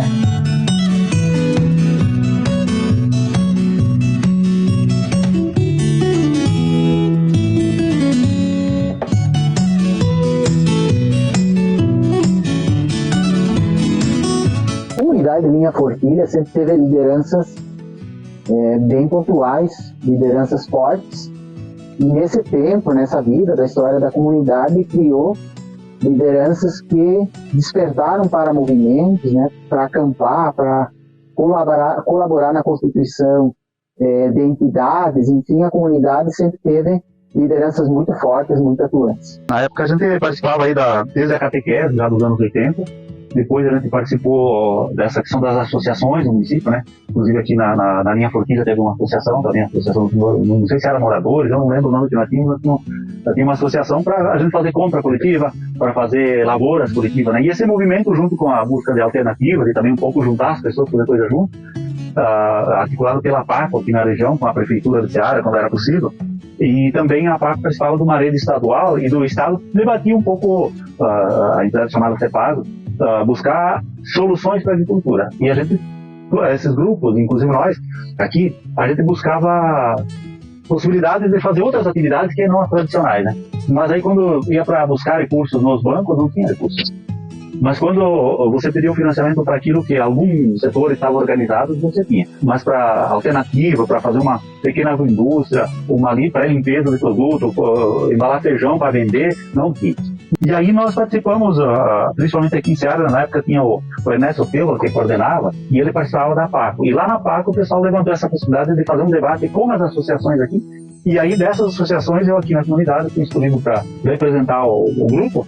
E aí desse movimento foi feita uma composição para criar direções e tal, e pensão de nomes, fazer estatuto, e o pessoal acabou me pedindo para ser o presidente dessa primeira chapa. E daí a gente assumiu e coordenamos a criação da cooperativa, né, junto com o grupo, né, a gente coordenou essa parte mais burocrática, a assembleia, e a documentação, o Banco Central, também depois tivemos que sair para se preparar, para se formar, né, por exemplo, no mês de maio agora, que terminou ontem, né, anteontem, a gente participou de um evento em Florianópolis, por exemplo, para debater que linha de cooperativismo a gente queria, né? Era uma cooperativa de crédito para amontoar dinheiro e ficar, fazer sua sobra, ou também pensar o desenvolvimento, né? Então isso ajudou também a fortalecer uma linha anterior, mas já um seminário debatendo que linhas, o que a gente tinha que pensar para ser uma cooperativa que pudesse ser segura financeiramente, e também ter um trabalho que pudesse, pelo menos, oferecer oportunidade para as pessoas desenvolverem suas capacidades, suas habilidades, inclusive com empreendimentos novos, outras atividades, outras visões. Então foi isso que nós fizemos na época, né? Participamos desse movimento, e depois a gente teve vários momentos aí ao longo desse último período, que praticamente com 30 anos, foi em 94, 93, 94, 95, esse processo, né, da preparação, a abertura e constituição da cooperativa, e depois a abertura de portas em 95, né? A gente vinha de participação de movimentos sociais, de organizações e tal, né? E o pessoal pediu para a gente concorrer ali, veio o Partido dos Trabalhadores, que era a figura que a gente estava vinculada naquele momento, e daí a gente concorreu no ano de 2002, e eu fiquei vereador de 2003, 2004, 2005 e 2006. Então eu fui vereador 4 anos aqui nesse município também.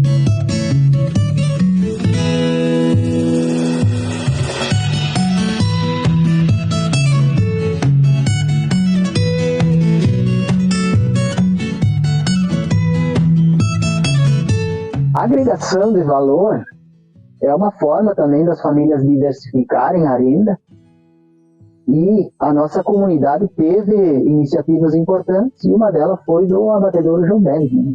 Um grupo familiar que constituiu uma unidade de abate e processamento de carnes de frangos. Quando tinha aviário, sempre ficava um refúgio. E daí nós fazíamos o quê? Tratava mais uma temporada, ficava um frango bonito, grande. Começamos a fazer o quê? Abater, começamos a levar no mercado limpo, assim. Até nós ia levar aonde? Lá no mercado falecido Otávio. Ele disse, mas que frango bonito, ele era preferido uma loucura. E apareceu a oportunidade de fazer o quê?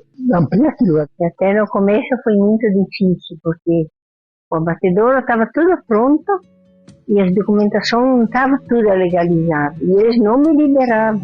E nós tínhamos pegado naquela época lá 200 quilos. E ficaram grandão, assim, uns 5 quilos, eles eram bem ligados já.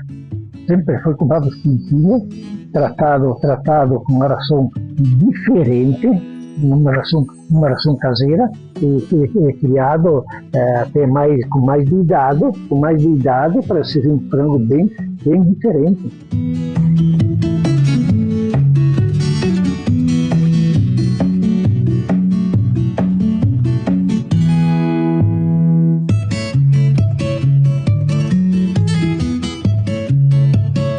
E a namora mesmo começou lá em Ládia. Nós moramos um mês e pouco na casa do pai do Gilberto, e depois nós fomos dialogar na casa do pai do Valdir, e nós acabamos comprando aquela casinha, a família bem pequena, nós compramos uma casa e a gente está morando ali até hoje. Algumas iniciativas interessantes que surgiram em nossa comunidade na área da habitação foram as bioconstruções. Algumas bioconstruções destacadas dentro da região, que estão aqui na nossa comunidade ali na Sofia.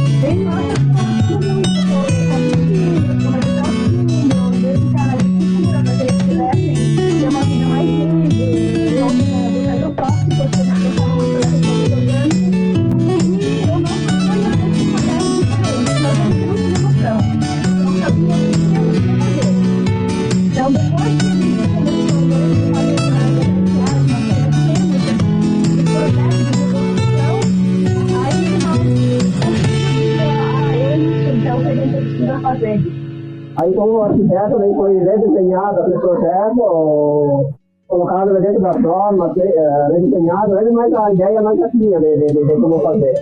E aí a partir do apoio ali da Grande Seara foi que a obra começou de sair do papel e começou de ser construída. Materiais foram utilizados, os materiais que eu tinha ali na propriedade, pouca coisa veio de fora. Só de pedra foi em torno de umas 100 toneladas usada na estrutura e na parte das paredes também. Ela é em formato circular, no telhado em caracol. Nós saímos da caixa, do quadrado. Ela é uma mandala e nós pensamos ela toda que ela fosse bem funcional para a gente. Telhado verde, nós estamos pensando no saneamento dela todo ecológico também. E está vendo biogás, aproveitamento das águas da chuva, todo o entorno, horta, jardim, pomar também está sendo todo construído pensando nessa dinâmica da permacultura, com ervas medicinais, tudo misturado como é na natureza, mas espontâneo assim. Tudo no Correio, esse ano vamos terminar ela e vamos morar nela também.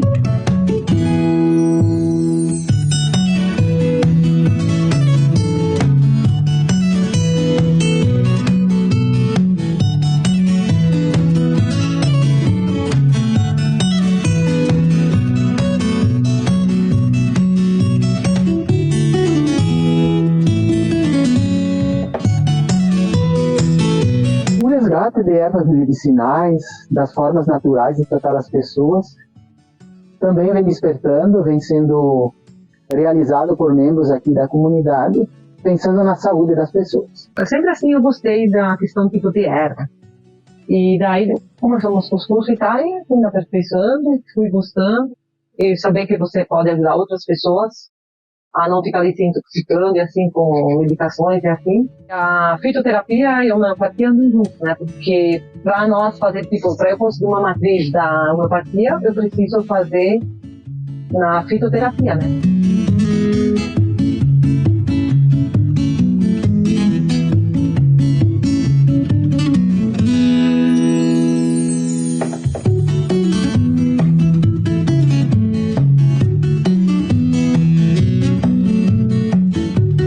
Em 1994, nós tivemos a instalação do telefone coletivo na comunidade, então eram 3 linhas telefônicas divididas em ramais. Então havia em torno aí de umas 20 famílias que já tinham uma telefonia nas residências, né? Antes disso, uma, 2 famílias tinham, que eram mais próximas da cidade, tinham acesso ao telefone, mas a partir de 94, então, foi instalado telefones em praticamente quase todas as residências da nossa comunidade. E a internet veio em 2020, né? Nessa época, para se ter a internet na comunidade é um pouco mais complexo, né? Devido à falta de torre, à falta de cabeamento. Então, com a vinda da internet, que possibilitava a comunicação, inclusive via telefone na internet, então as nossas linhas de telefone, elas acabaram sendo desativadas, então, na década de 2020 também. Bom, as famílias foram mudando a dinâmica da produção, dos próprios costumes, e hoje cada família tem produções específicas, diferentes do que era lá no início, mas com diversas atividades que estão dentro da nossa comunidade como forma de renda e de produção. Eles vão dizer assim, meu Deus, como é que era lá uma vez, que quando na verdade, eles também se criaram aqui, os netos nossos. Mas eles não esquecem nunca. Assim, tem os bisnetos já que vem.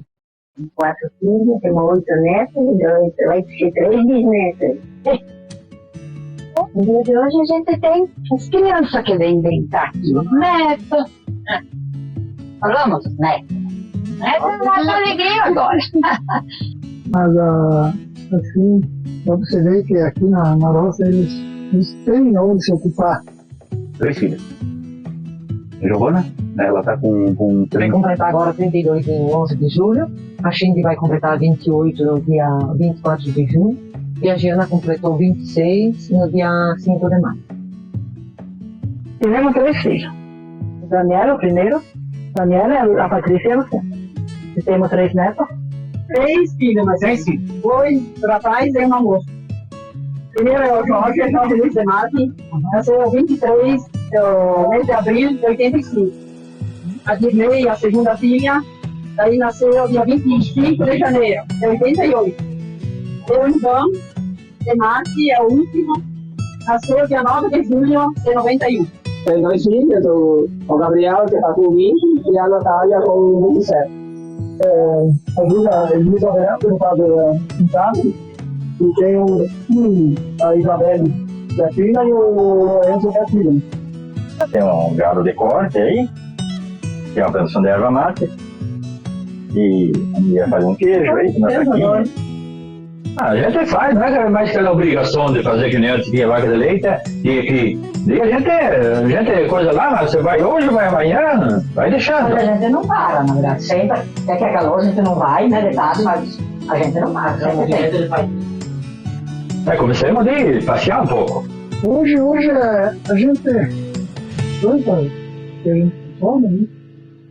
E até... Arrendamos uma terra, que é mais longe, o vizinho plantar. E aqui a gente tem só gado de corte. Nós fomos excluindo aos poucos, né?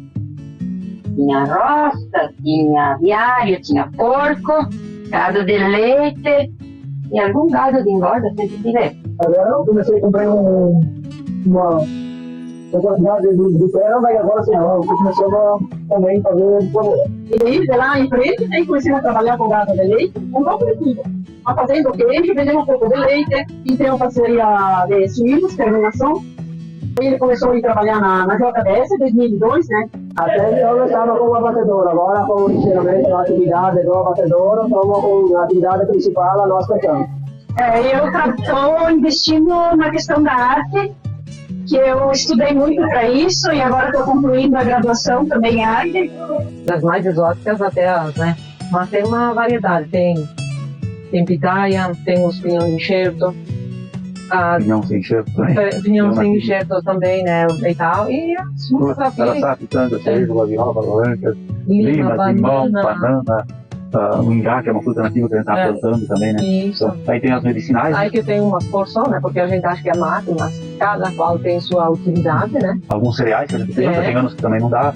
Mandioca, batata, alguns anos a gente planta, tem uns irmãos nossos aí do mato que colhem para nós, mas tudo bem, é alimento para eles. Aí tem abacate também, né? Tem jabuticaba que a gente consegue ter. Erva mate, nós nunca colhemos erva mate, mas deve ter mais de 100 pés de erva mate. Araçá tem muito, talvez mais de 400 pés também, a gente ainda não conseguiu nem colher para processar, né? Mas tem muita, tem principalmente o araçá vermelho, né? E também uns pés de nosso pecan, que já vão estar produzindo agora no próximo período. Não é alimento também, mas ainda a gente não tem aplicado, que é os bambus. A gente tem uma coleção de umas 11, 12 espécies que dá de bambu, né? 3 mais para uso no artesanato e movelaria, né? E também alimento e também medicinal, né? Porque o bambu consegue fazer essa parte toda. Né? E aí depois, se andar por aí, tem outros tipos de fruta ainda também. Hoje estamos já aposentados, no caso. Tenho ainda meus coelhos, tem um pouco de gado, os animais para consumo, e sobra alguma coisa. Fazer as lavouras, plantar o que precisa para consumo. Aqui mais é com vaca de leite, porque a terra não é favorável para plantio. É aluguel muito forte, para fazer filmagem. Estamos fazendo pastagem, tem um bom pouco para fazer. A atividade hoje é suínos. A gente vende os leitão de creche. E nós temos agora um gado de corte. O leite e tem os porquinhos. Tem, espera. Para manter a tradição.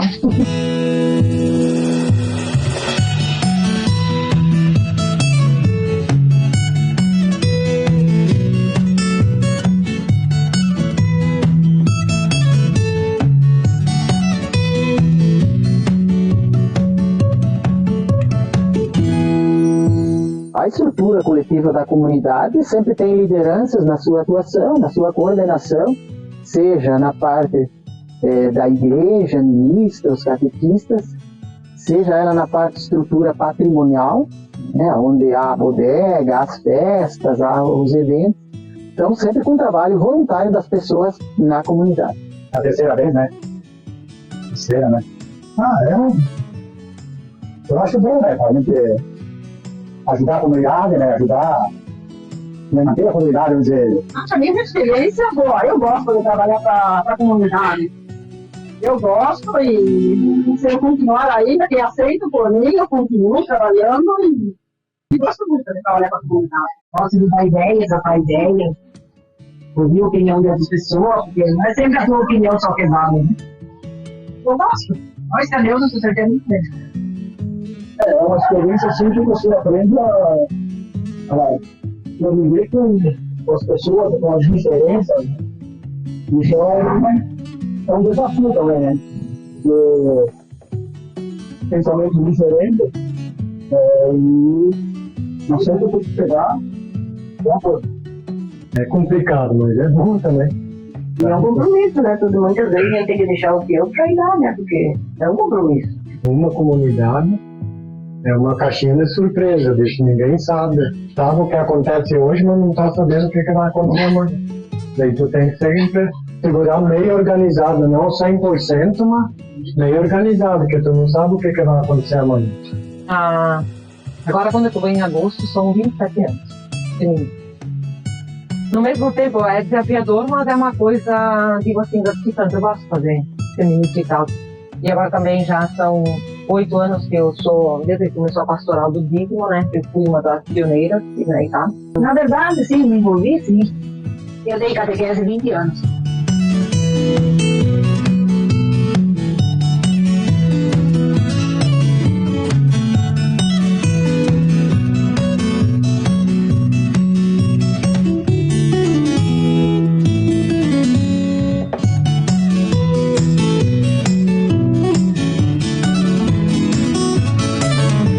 Em primeiro lugar é a família, em segundo lugar os vizinhos, e em terceiro lugar é a comunidade, né? A hora que a gente precisa. É nosso ponto de referência. Perguntar de onde você é. Você é de Luiz aqui? Nós estamos construindo uma história com alguém que puxou à frente, né?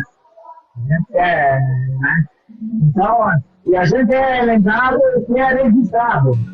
Os nossos filhos, nossos netos vão lembrar de nós. Mas as gerações futuras não vão mais lembrar de nós. Mas se tiver registrado, vai estar sempre lembrado. Ah, hoje a gente está feliz se não tivesse comunidade. Que nem eu também, a gente vai, o domingo vai aonde? O domingo a gente tem que subir, domingo tarde vai, na reza, depois eu jogo baralho.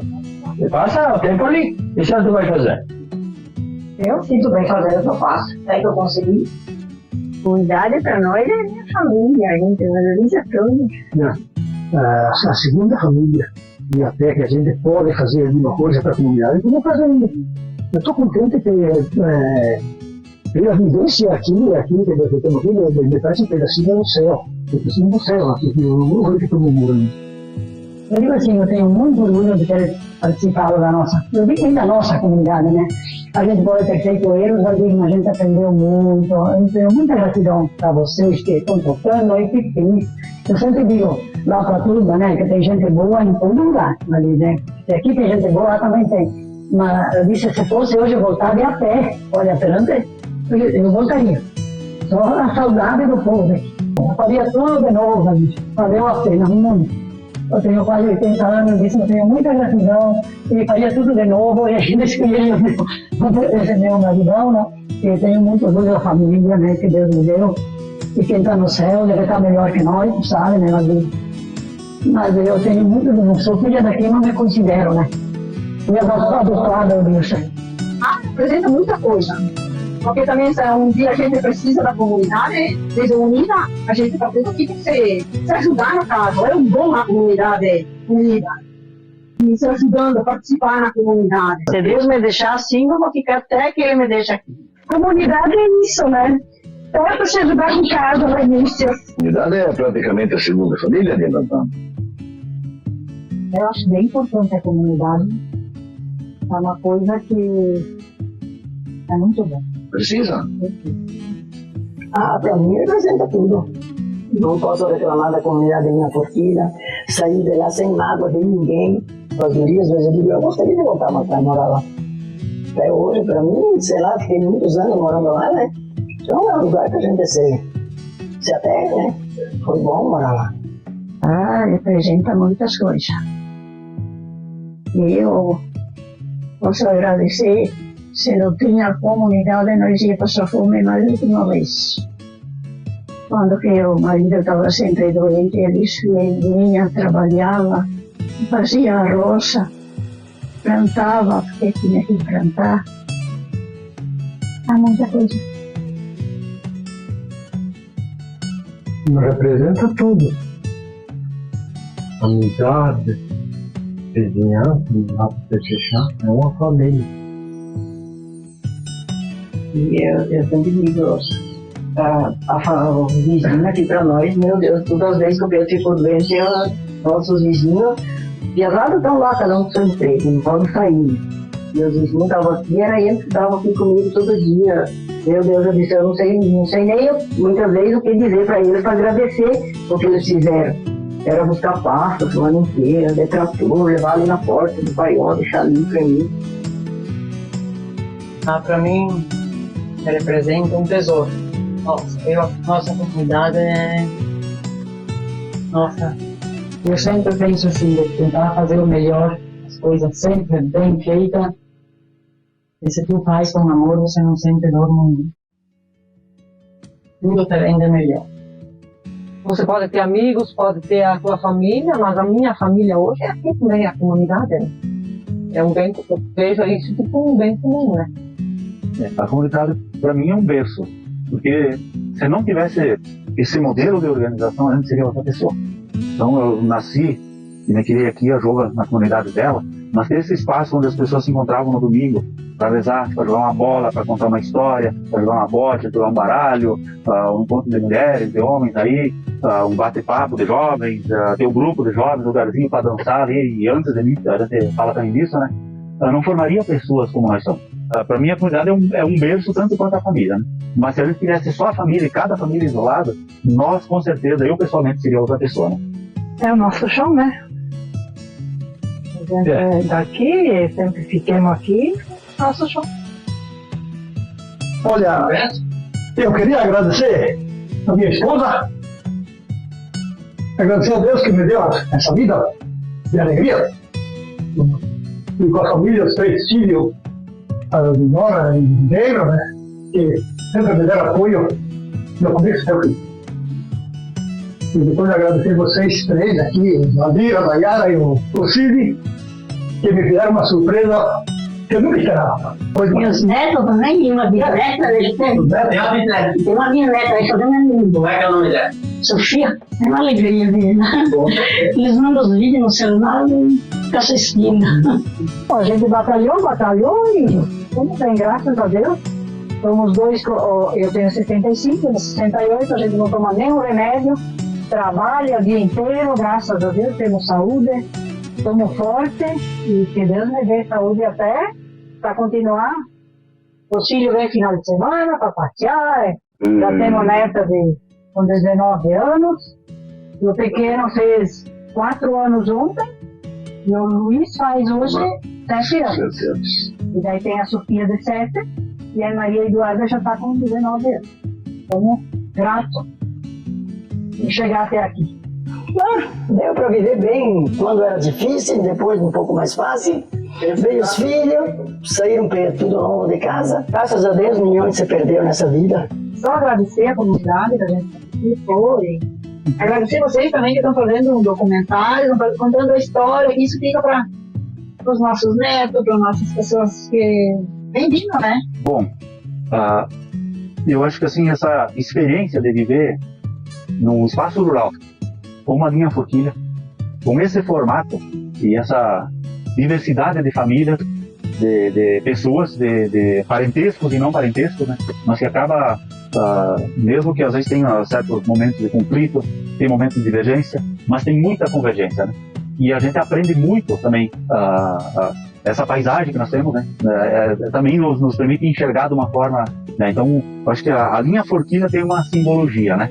Inclusive, às vezes, do ponto de vista da forquilha, né? O pessoal às vezes tira sarro, mas também se transforma numa fama para essa comunidade, né? Então tem o lado sarro, mas também temos o lado do rio, que nos irmana, né? Que é duas pontas que se juntam no meio, então também tem uma simbologia de várias coisas que se unem para no meio formar a comunidade, que é exatamente ele se junta perto da sede da comunidade, né? Então, isso. E depois tem outros formatos, outras forquilhas, então nós somos uma junção de rios, de propriedades, de pessoas, que aqui passaram, uns que já foram, outros que morreram, outros que saíram daqui, e nós que ficamos, que temos uma história para zelar e para contar, né? Eu acho que talvez a linha Forquilha, Valdir, na tua pessoa, é uma comunidade talvez a mais extraordinária que eu conheço, né? Porque temos no nosso meio uma pessoa também que, na tua pessoa, que conseguiu coletar os dados e transformar num livro da história da comunidade, Valdir.